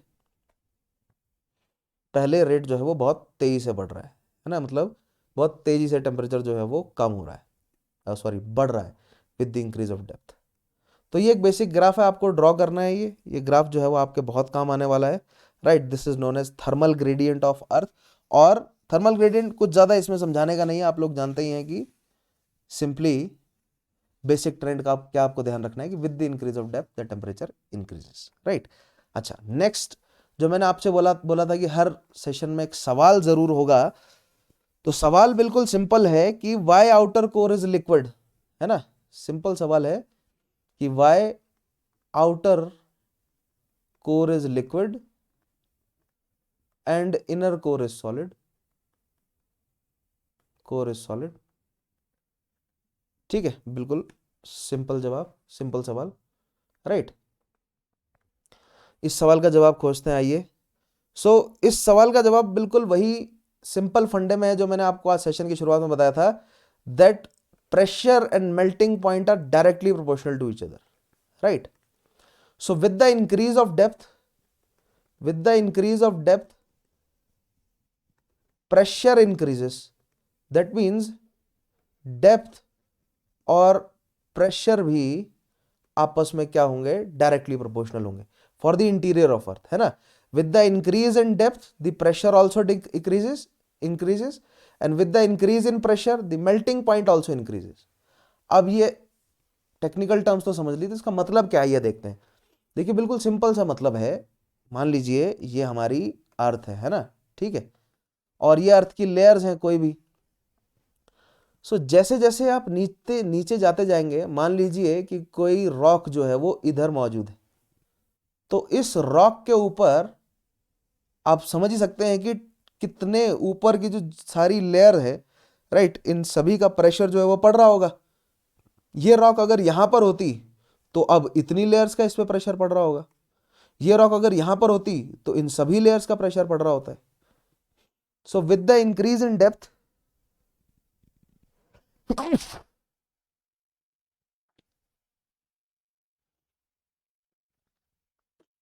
excuse me, so with the increase in depth the pressure increases, ये तो हमें समझ आता है, but with the increase in depth temperature also increases, ठीक है। ये दोनों ट्रेंड जो है वो हमें पता है कि with the increase of depth the temperature also increases, but अगर टेम्परेचर भी बढ़ता जा रहा है तो जो रॉक यहां पर है, राइट, मान लीजिए यहां पर कितना टेम्परेचर होगा, इधर जो है वो मान लीजिए 3000 डिग्री सेल्सियस है ना, और इधर है मान लीजिए 5000 डिग्री सेल्सियस, इधर है 3000 डिग्री सेल्सियस और इधर है 5000 डिग्री सेल्सियस, ठीक है। तो 3000 डिग्री सेल्सियस पे भी सॉलिड है और मान लीजिए 5000 डिग्री सेल्सियस पे भी सॉलिड है, तो ऐसे क्यों? 5000 डिग्री सेल्सियस पे तो वेपराइज हो जाना चाहिए, कुछ मेटल्स को तो, ठीक है। तो सॉलिड ही कैसे रह गए? तो जवाब ये है कि with the increase in depth pressure भी तो बढ़ता जा रहा है ना उस लिक्विड के, उस सॉलिड के ऊपर, रॉक के ऊपर, राइट। सो दैट मीन्स अगर उसके पार्टिकल्स एनर्जी गेन भी कर रहे हैं उस टेम्परेचर की वजह से, तो उनको एक्सपेंड करने की जगह भी तो नहीं है ना, ऊपर से प्रेशर भी तो कितना ज्यादा है, वो एक्सपेंड करके जाएंगे कहाँ? तो वो काइनेटिक एनर्जी गेन कर लेते हैं बस उसके पार्टिकल, लेकिन एक्सपेंड नहीं कर पाते। एक्सपेंड नहीं कर पाते तो प्लास्टिक नेचर जरूर एक्वायर कर लेते हैं, लेकिन रहते सॉलिड है क्योंकि एक्सपेंड करने की जगह नहीं है। सो with the increase in depth क्या होता है? प्रेशर बढ़ता जाता है, टेम्परेचर बढ़ जाता है, but beyond 51,050 kilometres temperature dominates pressure. Temperature इतना ज्यादा होता है कि प्रेशर को डोमिनेट कर देता है और जो लिक्विड है वो पिघल, जो सॉलिड है वो पिघल जाता है। सो बियॉन्ड 5150 किलोमीटर्स क्या हो जाता है हमें, क्या, सॉरी नॉट 5150 किलोमीटर्स, गलत बोल दिया मैंने, यहां मैंने गलत लिख दिया इधर, from 2900 kilometres, beyond 2900 kilometres we have liquid ना, ठीक है। सो इस तरह समझते हैं कि यहां पर सॉलिड था और इसके बाद जो है वो लिक्विड होता जाएगा, लेकिन प्रेशर बढ़ता जा रहा है। So up till 2900 kilometre which is mantle, हमारे पास क्या है? सॉलिड है, राइट। दैट मीन्स दी दो फंडे लग रहे हैं ना, प्रेशर और टेम्परेचर दोनों बढ़ रहे हैं, ठीक है। Up till 2900 kilometre 3000 degree Celsius होगा मान लीजिए, तो इतने में तो बहुत कुछ को पिघल जाना चाहिए था, है ना।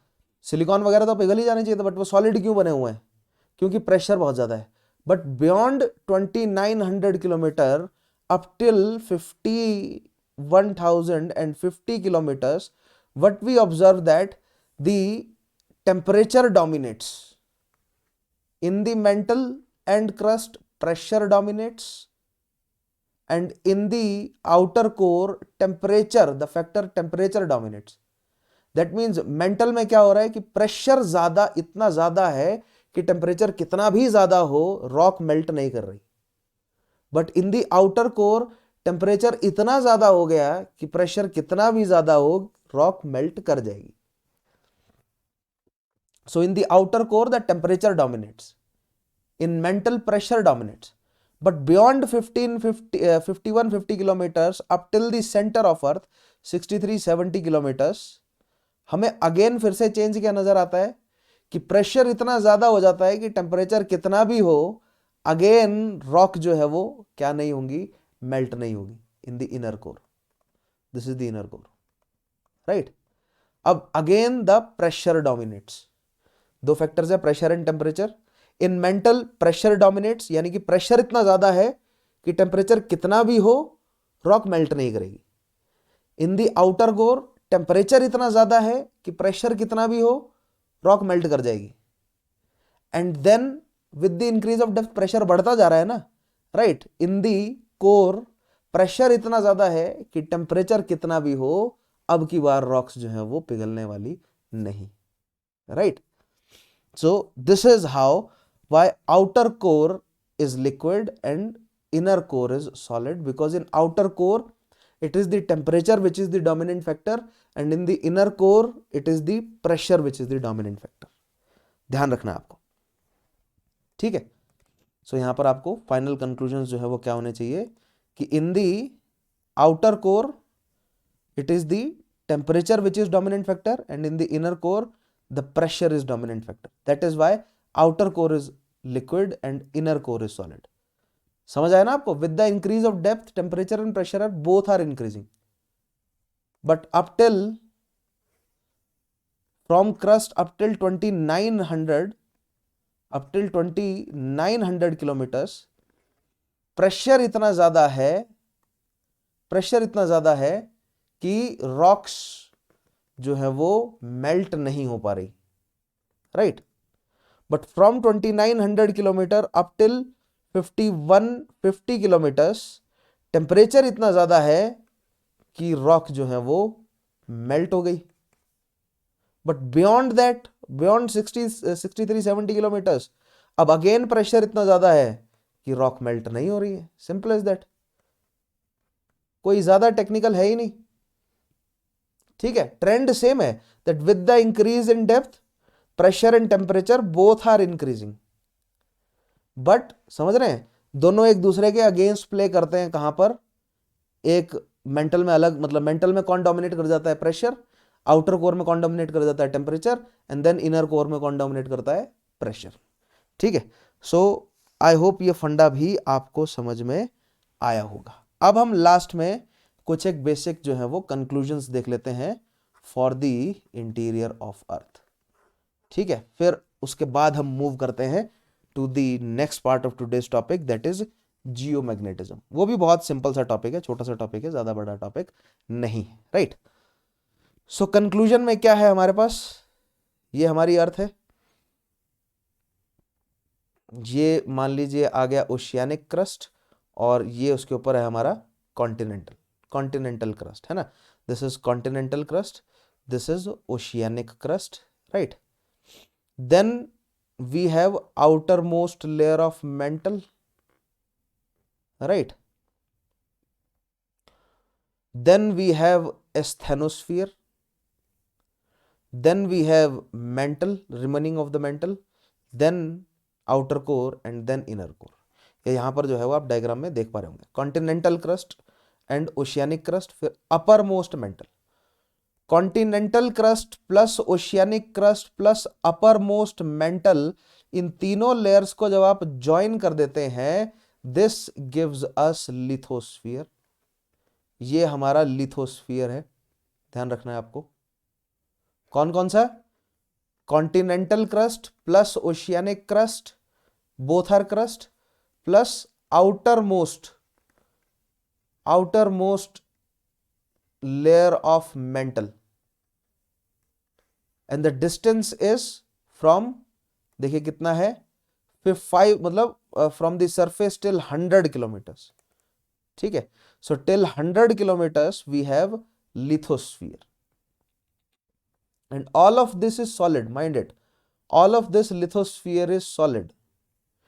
ठीक है, but in the crust and in the uppermost layer of mantle, with the increase in depth, the temperature is getting increased। That means 100 kilometres तक आते आते टेम्परेचर इतना ज्यादा हो जाता है कि अब मेटल जो है वो पिघलना शुरू हो जाएंगे। ठीक है, that is why beyond the uppermost layer of mantle we have a layer which is not exactly solid and not exactly liquid, it is somewhere in between liquid and solid। let's say it is a very viscous layer, ठीक है, known as astheno means weak, it is asthenosphere। so after lithosphere we have asthenosphere, and this asthenosphere is what? This is viscous, semi solid कह सकते हैं आप इसे। क्यों है ये सेमी सॉलिड? बिकॉज टेम्परेचर बहुत ज्यादा है यहां पर, अभी प्रेशर इतना ज्यादा नहीं है कि ये सॉलिड रहे, और प्रेशर इतना कम भी नहीं है कि ये बिल्कुल लिक्विड हो जाए। ठीक है, that is, it is somewhere in between solid and liquid in this asthenosphere, right. तो आप कहेंगे कि सर क्रस्ट और लिथोस्फीयर जो है वो सॉलिड क्यों है? ठीक है, यहां पर तो प्रेशर है ही नहीं ना ज्यादा, तो ये सॉलिड क्यों है? इनके सॉलिड होने के पीछे कारण अलग है। कारण मैंने आपको बताया था ना, जब दूध बहुत गर्म होता है थोड़ी देर बाद आपको दूध के ऊपर मलाई की लेयर नजर आ जाती है। So the crust, continental crust, oceanic crust and the upper most layer of mantle is that मलाई। वो मलाई है क्यों? क्योंकि हमारी पूरी अर्थ जो है वो एक आग का गोला थी शुरू में, बिल्कुल पिघला हुआ आग का गोला थी, और वो स्पिन भी कर रही है, ठीक है, यानी कि रोटेट भी कर रही है और रेवोल्यूट भी कर रही है। तो इवेंचुअली हुआ क्या? Due to the spin, due to the rotation as well as the revolution, outer most layer है, इट गेट्स कूल डाउन, ठंडी होती गई and it developed into rocks. ठीक है, किस में बदल गई? रॉक्स में बदल गई। That is why continental crust plus oceanic crust plus outer most layer of mantle is solid, but with the increase in depth temperature also increases, but the pressure is not that much that कि ये next जो layer है, अपर most layer के नीचे की जो layer है वो पूरी तरह सॉलिड हो, और टेम्परेचर इतना ज्यादा भी नहीं है कि पूरी तरह लिक्विड हो। That is why we have a semi solid type of situation, we have a viscous layer known as asthenosphere, right? So this is, let's say, कई बार आपको 100, कई जगहों पर आपको जो लिथोस्फीयर है वो 100 से 200 किलोमीटर तक भी लिखा होगा, राइट? 200 से लेट्स से 400 किलोमीटर्स तक आपके पास ये डेटा जो है ना वेरी करेगा, ठीक है? यहां पर भी इस इमेज में देखिए अलग हो गया, अलग होगा। पार्शियली मोल्टन एस्थेनोस्फीयर यहां पर 200 किलोमीटर्स तक है। फिर देन सॉलिड एस्थेनोस्फीयर, राइट? सो एस्थेनोस्फीयर भी 2 लेयर में होगा। ऊपर वाला एस्थेनोस्फीयर जो है वो थोड़ा, जैसे मैंने लेयर बनाई है ना यहाँ पर, ऊपर वाला ज्यादा विस्कस होगा, राइट? और उसके नीचे जो एस्थेनोस्फीयर है वो क्या होगा? रिलेटिवली सॉलिड होगा, क्योंकि because then again with the increase of depth जो है वो प्रेशर क्या होगा? बढ़ता जाएगा, राइट? सो 400 किलोमीटर से नीचे जो है वो अप टिल 2900 किलोमीटर, या बीच में एक बार आपको 670 किलोमीटर में एक बार फिर से चेंज नजर आएगा यहां पर, right? Now this change in mantle is due to the chemical composition. यहां पर आपको नीचे आयरन ज्यादा नजर आएगा मैग्नीशियम और सिलिकॉन से। ऊपर आपको आयरन है, राइट? आयरन ऊपर भी आयरन ज्यादा है, right? But magnesium and silicon भी ज्यादा है, ऐसा नहीं है मैग्नीशियम सिलिकॉन कम है, बट यहां पर मैग्नीशियम और आयरन बहुत ही ज्यादा हो जाएगा beyond 670 kilometres. Up till 2900 kilometers we have solid mantle. Then from 2900 kilometer up till 5150 kilometers we have liquid core, and then 5150 kilometers से 6370 kilometers तक we have again solid core, ठीक है? that is our inner core। ये हमारा inner core है, ये हमारा outer core है। और जो हमारे मेंटल है उसमें कितनी लेयर हमें नजर आ रही है? आउटर मोस्ट मेंटल, फिर उसके बाद एस्थेनोस्फीयर भी, outer asthenosphere and inner asthenosphere.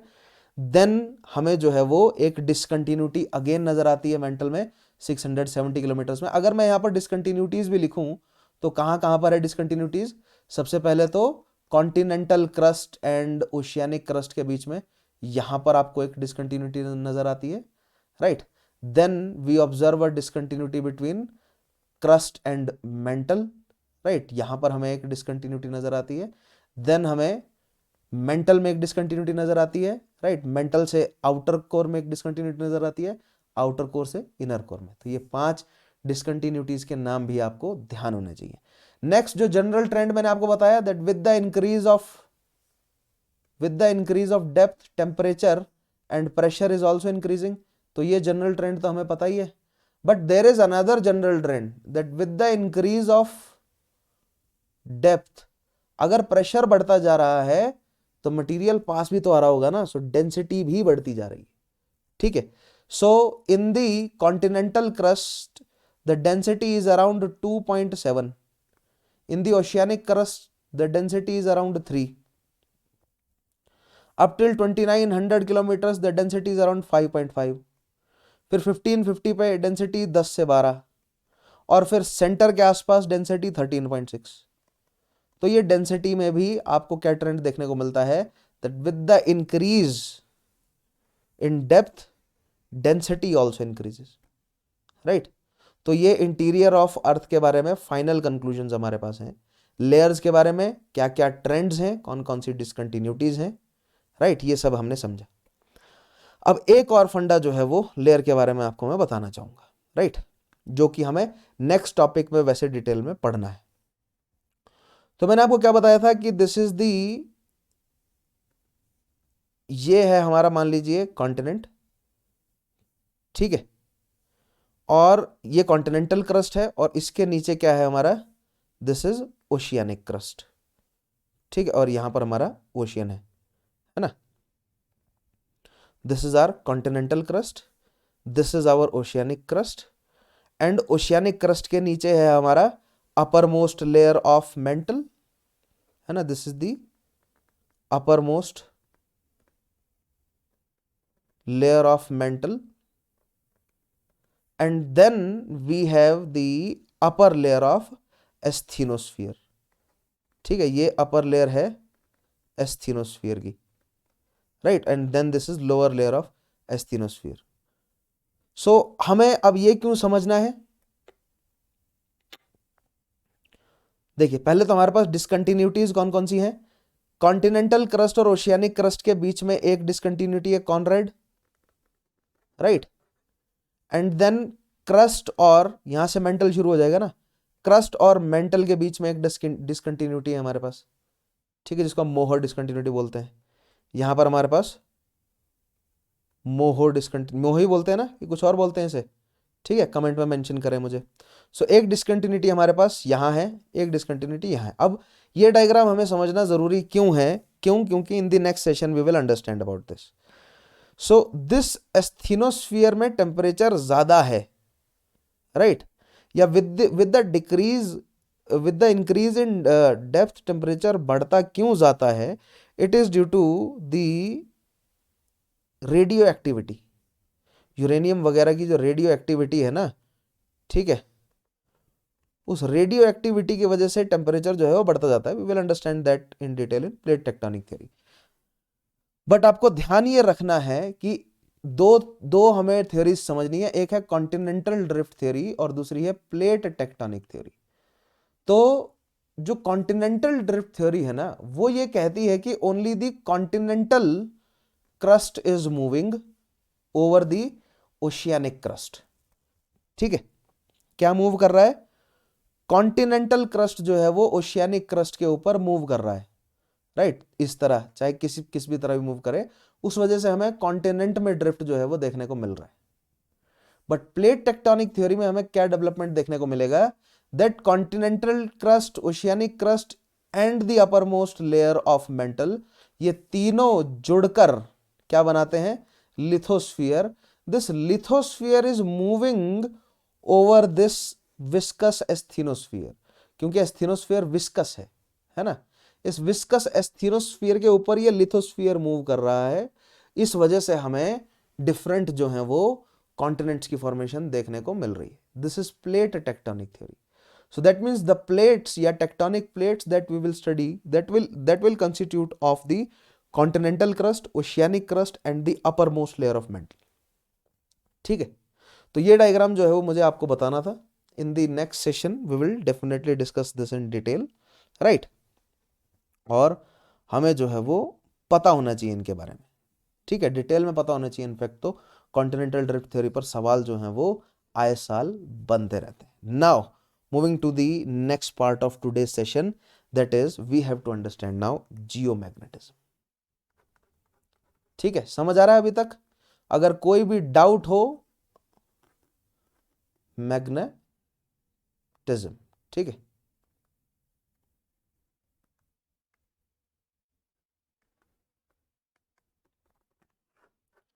Alright.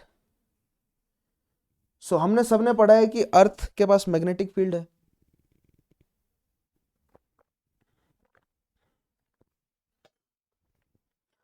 हमने सब में से कौन कौन है जो मेरे साथ रेगुलरली सेशन लगाता है, मैंने उनको बताया कि ये हमारी अर्थ है और इसके पास मैग्नेटिक फील्ड है। और मैग्नेटिक फील्ड कैसे है कि मान लीजिए if this is our geographical north pole and this is our geographical south pole, so the geographical south pole is actually the magnetic north pole,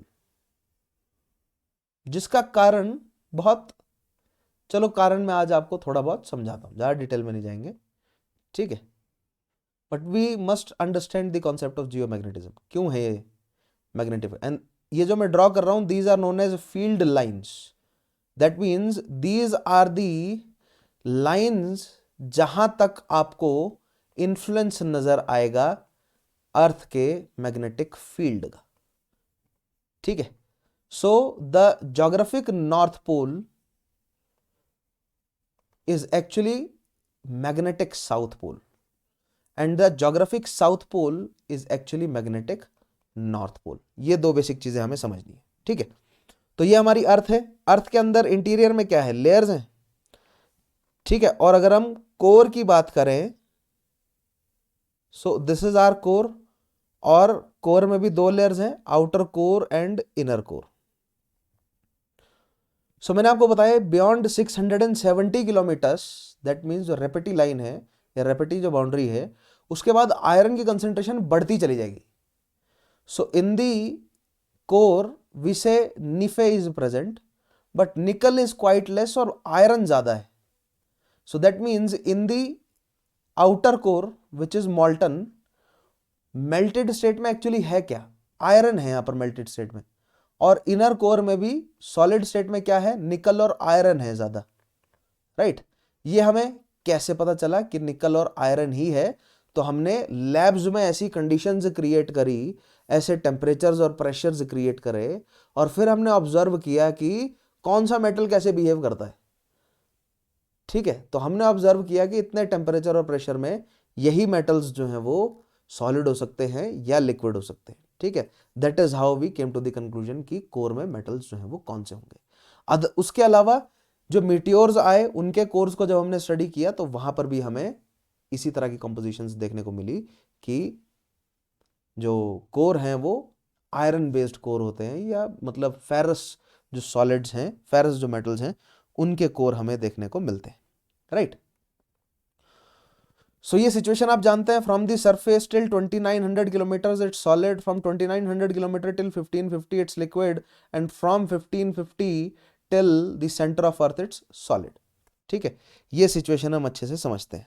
now अब बहुत ध्यान से देखिएगा कि ये जो कोर है हमारा, ये तो सॉलिड है ना, मेंटल इज सॉलिड, यहां पर तो सॉलिड है. The outer core is liquid. और मैंने अब आपको मैं क्लाइमेटोलॉजी में ले जाता हूं. मैंने आपको क्या बोला था कि जैसे ही कोई लिक्विड को आप हीट करते हैं, मान लीजिए लिक्विड है और नीचे से आप अगर इसे हीट कर रहे हैं तो there will be convective currents. ठीक है. फ्लूइड्स में टेम्परेचर जो है वो कन्वेक्शन के माध्यम से ट्रेवल करता है. ठीक है. और ऊपर से नीचे जो है वो कन्वेक्टिव करंट के फॉर्म में आपको फ्लूइड जो है वो मूव करता हुआ नजर आएगा. So in the outer core if the temperature, ठीक है, जैसे जैसे आप डेप्थ में बढ़ते जाएंगे नीचे टेम्परेचर ज्यादा है. अगर नीचे टेम्परेचर ज्यादा है और ऊपर टेम्परेचर कम है तो जो भी पार्टिकल्स होंगे वो, इस फ्लूइड के जो भी पार्टिकल्स हैं वो नीचे से ऊपर जाएंगे. और कैसे जाएंगे नीचे से ऊपर? कन्वेक्टिव करंट्स के फॉर्म में, एडी करंट्स के फॉर्म में. ठीक है. तो कहने का मतलब यहां नीचे से ऊपर जो है वो एडी करंट्स के फॉर्म में, कन्वेक्टिव करंट के फॉर्म में आयरन जो है वो ऊपर की तरफ जा रहा है. ठीक है. इस तरह कन्वेक्ट हो रहा है आयरन ऊपर की तरफ पूरे कोर में. राइट. इधर नीचे भी from the boundaries of inner core to boundaries of outer core जो है वो आपको कन्वेक्टिव करंट्स देखने को मिल रहे हैं. बट इतना ही नहीं, the earth is also rotating from west to east. So that means interior of earth is also rotating from west to east.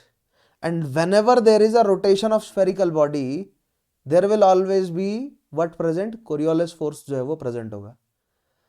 So this Coriolis force will क्या करेगा? ये जो एडी करंट्स हैं या जो ये कन्वेक्टिव करंट्स हैं इनके स्पाइरल मूवमेंट को असिस्ट करेगा, बिकॉज हमें डिफ्लेक्शन जो है वो देखने को मिलेगा due to Coriolis force. Right. So कहने का मतलब ये कि ये जो आयरन है, जो भी आयरन प्रेजेंट है, अब वो Fe तो होगा नहीं. ठीक है. वो किसी ना किस फॉर्म में होगा, एलिमेंटल फॉर्म में भी हो सकता है और कंपाउंड फॉर्म में भी होगा. चाहे कैसे भी हो, इलेक्ट्रॉन्स तो उसके पास होंगे ही. Why iron, nickel, cobalt are known as magnetic solids? Because इनके पास जो एक्स्ट्रा इलेक्ट्रॉन्स है ना, ठीक है, दे कैन फ्लो. और फैराडे के लॉ आपने पढ़े होंगे अगर फिजिक्स में, और मैंने आपको पढ़ाया ही था, that flow of charge is electricity, flow of negative charge is also electricity. तो जब आयरन, ये हमारा इनर कोर की बाउंड्री है ना, आउटर कोर, इनर कोर, और ये हमारा आउटर कोर और मेंटल की बाउंड्री है. जब आयरन नीचे से ऊपर की तरफ भाग रहा है और इसके पास 2-3 फालतू इलेक्ट्रॉन है, या मान लीजिए अगर ये आयनिक फॉर्म में भी मौजूद हो, 2-3 फालतू इलेक्ट्रॉन है इसके पास, ये नीचे से ऊपर की तरफ अगर जा रहा है, राइट, यानी कि फ्री इलेक्ट्रॉन्स भी नीचे से ऊपर की तरफ जा रहे हैं, that means there is flow of electron, that means there is electricity. Flow of electron is electric current, and whenever there is electric current there is magnetic field.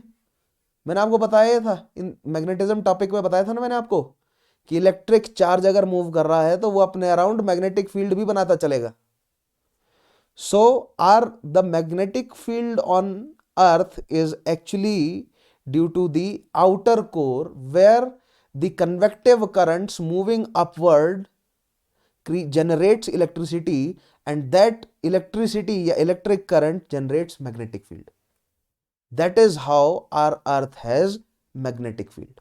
बिल्कुल आसान भाषा में.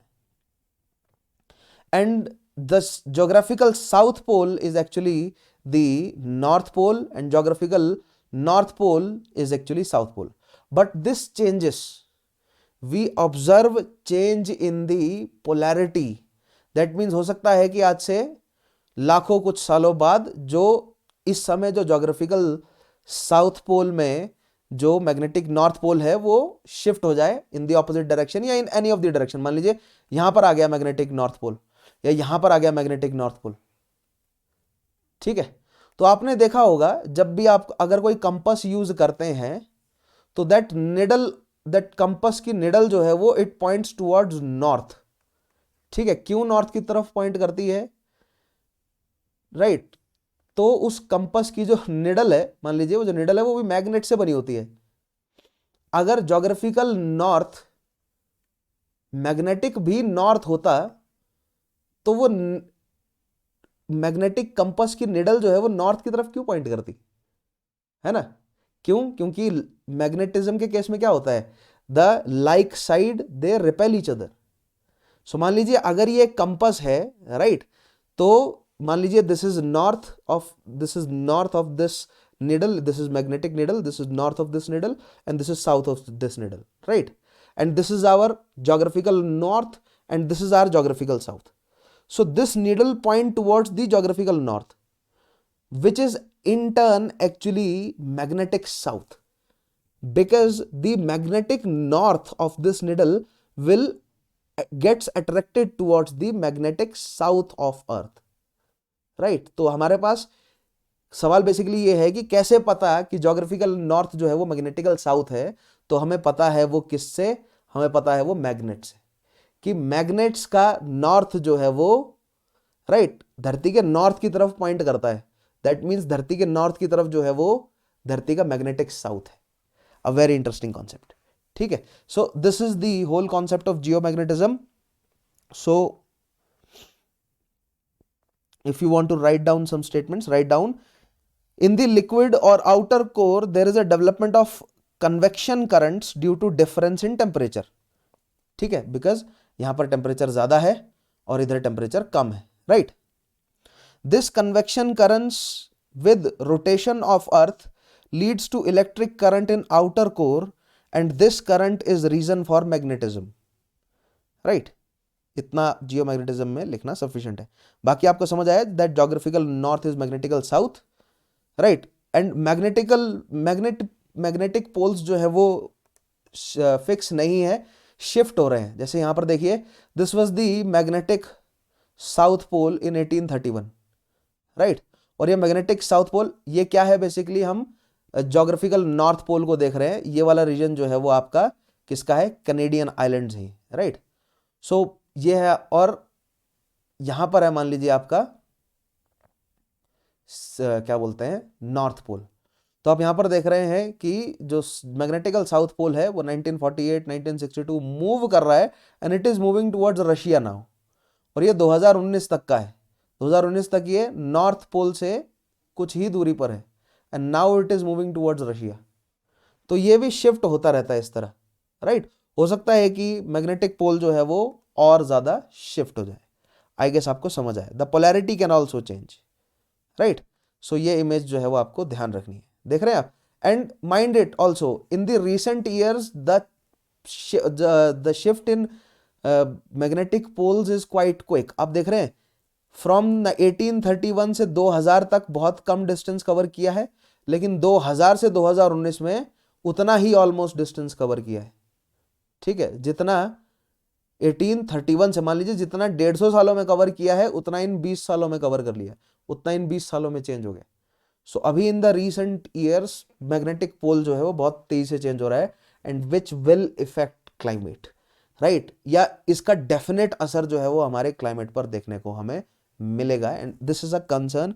इसके ऊपर अभी स्टडी चल रही है, कंक्लूजन्स आने पर हम इसे समझेंगे. ठीक है. And at the very last of today's session, let us understand about the chemical composition of earth. तो ज्यादा कुछ नहीं, डिटेल में नहीं जाऊंगा. I will provide you some charts. So this is the chemical composition of whole earth, जिसमें आपको IOS ध्यान रखना है. ठीक है, IOS आपने सुना है ना, ऑपरेटिंग सिस्टम है, राइट. सो IOS ध्यान रखना है कि iron, oxygen and silicon. Throughout earth सबसे ज्यादा कॉम्पोजिशन किसकी है? आयरन की है. दैट इज 34.6% जो है वो पूरी अर्थ का, ओवरऑल पूरी अर्थ का आयरन है. 29.5% ओवरऑल पूरी अर्थ का ऑक्सीजन है. एंड 15.2% ओवरऑल पूरी अर्थ का क्या है? सिलिकॉन है. अब ऐसा नहीं है एलिमेंटल फॉर्म में नहीं है, ये आयरन ऑक्साइड के फॉर्म में होगा, राइट. ये सिलिकॉन ऑक्साइड के फॉर्म में होगा. ऑक्सीजन जो है वो मेजॉरिटिवली ऑक्साइड फॉर्म में होगा. एटमॉस्फेयर में जो है वो ऑक्सीजन जो है वो O2 और O3 के फॉर्म में मौजूद है, राइट. बट अर्थ के अंदर ऑक्सीजन जो है वो ऑक्साइड फॉर्म में होगा. बट इट इज IOS, आपको ध्यान रखना है. ओवरऑल पूरी धरती पर सबसे ज्यादा है iron, then oxygen, then silicon. ठीक है. उसके अलावा आपको magnesium, nickel, sulphur, titanium and rest of the elements देखने को मिलते हैं, राइट. उसके बाद फिर मैग्नीशियम है 12.7 and the rest of the elements. और अगर हम केवल क्रस्ट की बात करें तो क्रस्ट में सबसे ज्यादा है oxygen 46.6%, then silicon 27.7%, then aluminium. That is why we call it sial. ठीक है. बट ये एक्चुअली एल्यूमिनियम सिलिकेट के फॉर्म में होता है. ठीक है. Al2SiO3, Al2SiO3 के फॉर्म में होता है, राइट. या SiO2 के फॉर्म में होगा, SiO2. तो आप देख रहे हैं सिलिकॉन 1 तो ऑक्सीजन 2 और दूसरी साइड ऑक्सीजन यहां पर 3. तो इस हिसाब से ऑक्सीजन जो है वो सबसे ज्यादा होती है क्रस्ट में. ठीक है. फिर उसके बाद आयरन. आयरन जैसे जैसे आप डेप्थ में जाते जाएंगे तब आयरन की कंसेंट्रेशन जो है वो बढ़ती चली जाती है, right. Calcium, sodium, potassium, magnesium and other elements all are present in our earth, right. Iron है, calcium, sodium, potassium, magnesium and rest of the elements. So this is the chemical composition of earth. आपको क्या लगा मैं बहुत detail में समझाऊंगा? नहीं, केवल ये बेसिक चीज. यहां पर आपको IOS ध्यान रखना है, right, for whole of the earth. And for crust आपको ध्यान रखना है oxygen, silicon and aluminium, right. ये एल्यूमिनियम सिलिकेट या सिलिकॉन ऑक्साइड, ये बेसिक दो चीजें भी आप ध्यान रखेंगे, यहां से आपको याद हो जाएगा, right. So that is all for today. Rest आपको जो है वो स्टेटमेंट के माध्यम से composition of earth, crust, mental, core, सारी जानकारी यहां पर मिल जाएगी. ठीक है. बिटवीन लेयर्स कौन कौन सी है? Conrad, Mohorovicic, Repetti, Gutenberg, Lehmann, right. और डेंसिटी प्रोफाइल, टेम्परेचर प्रोफाइल, मैंने आपको बताया विद द डिक्रीज क्या हो रहा है. टेम्परेचर ग्रेडियंट के बारे में समझा हमने, डेंसिटी में चेंज होने के बारे में, मैग्नेटिज्म के बारे में समझा. एंड दिस जियोमॉर्फिक प्रोसेस जो है वो मैं आपको नेक्स्ट सेशन में पढ़ाऊंगा. नेवरदलेस मैंने आपको पढ़ने के लिए दे दिया है, आप इसको स्टडी करके एक बार आ जाएं. I will explain all of the geomorphic process in the next session when we will understand the continental drift theory, right. So thank you for watching. बहुत बहुत धन्यवाद पेशेंटली इस सेशन को देखने के लिए. इस चैनल को सब्सक्राइब आप जरूर करें. Hit the notification bell to get all of the PDFs and the links. Join my telegram group which is Chauhan_sir_CSE and keep on using my code VCUPSC to unlock Unacademy's content. All right. Free content and as well as subscription जो है वो लेने के लिए आप code जो है वो मेरा यूज करते रहें. सो यहाँ पर आज के सेशन को मैं कंक्लूड करता हूँ. जो भी डाउट्स हैं वो कमेंट में मेंशन कर दीजिए. ग्रुप पर आ जाइए या स्पेशल क्लास में आ जाइए. ठीक है. ग्रुप या स्पेशल क्लास पर आएंगे तो वो आपके लिए ज़्यादा बेटर रहेगा. और जुड़े रहिएगा इस सीरीज के साथ. बहुत सारे सेशंस अब आते चले जाएंगे. मिलते हैं अगले सेशन में. तब तक के लिए अपना ध्यान रखिए. Take care. Have a nice day.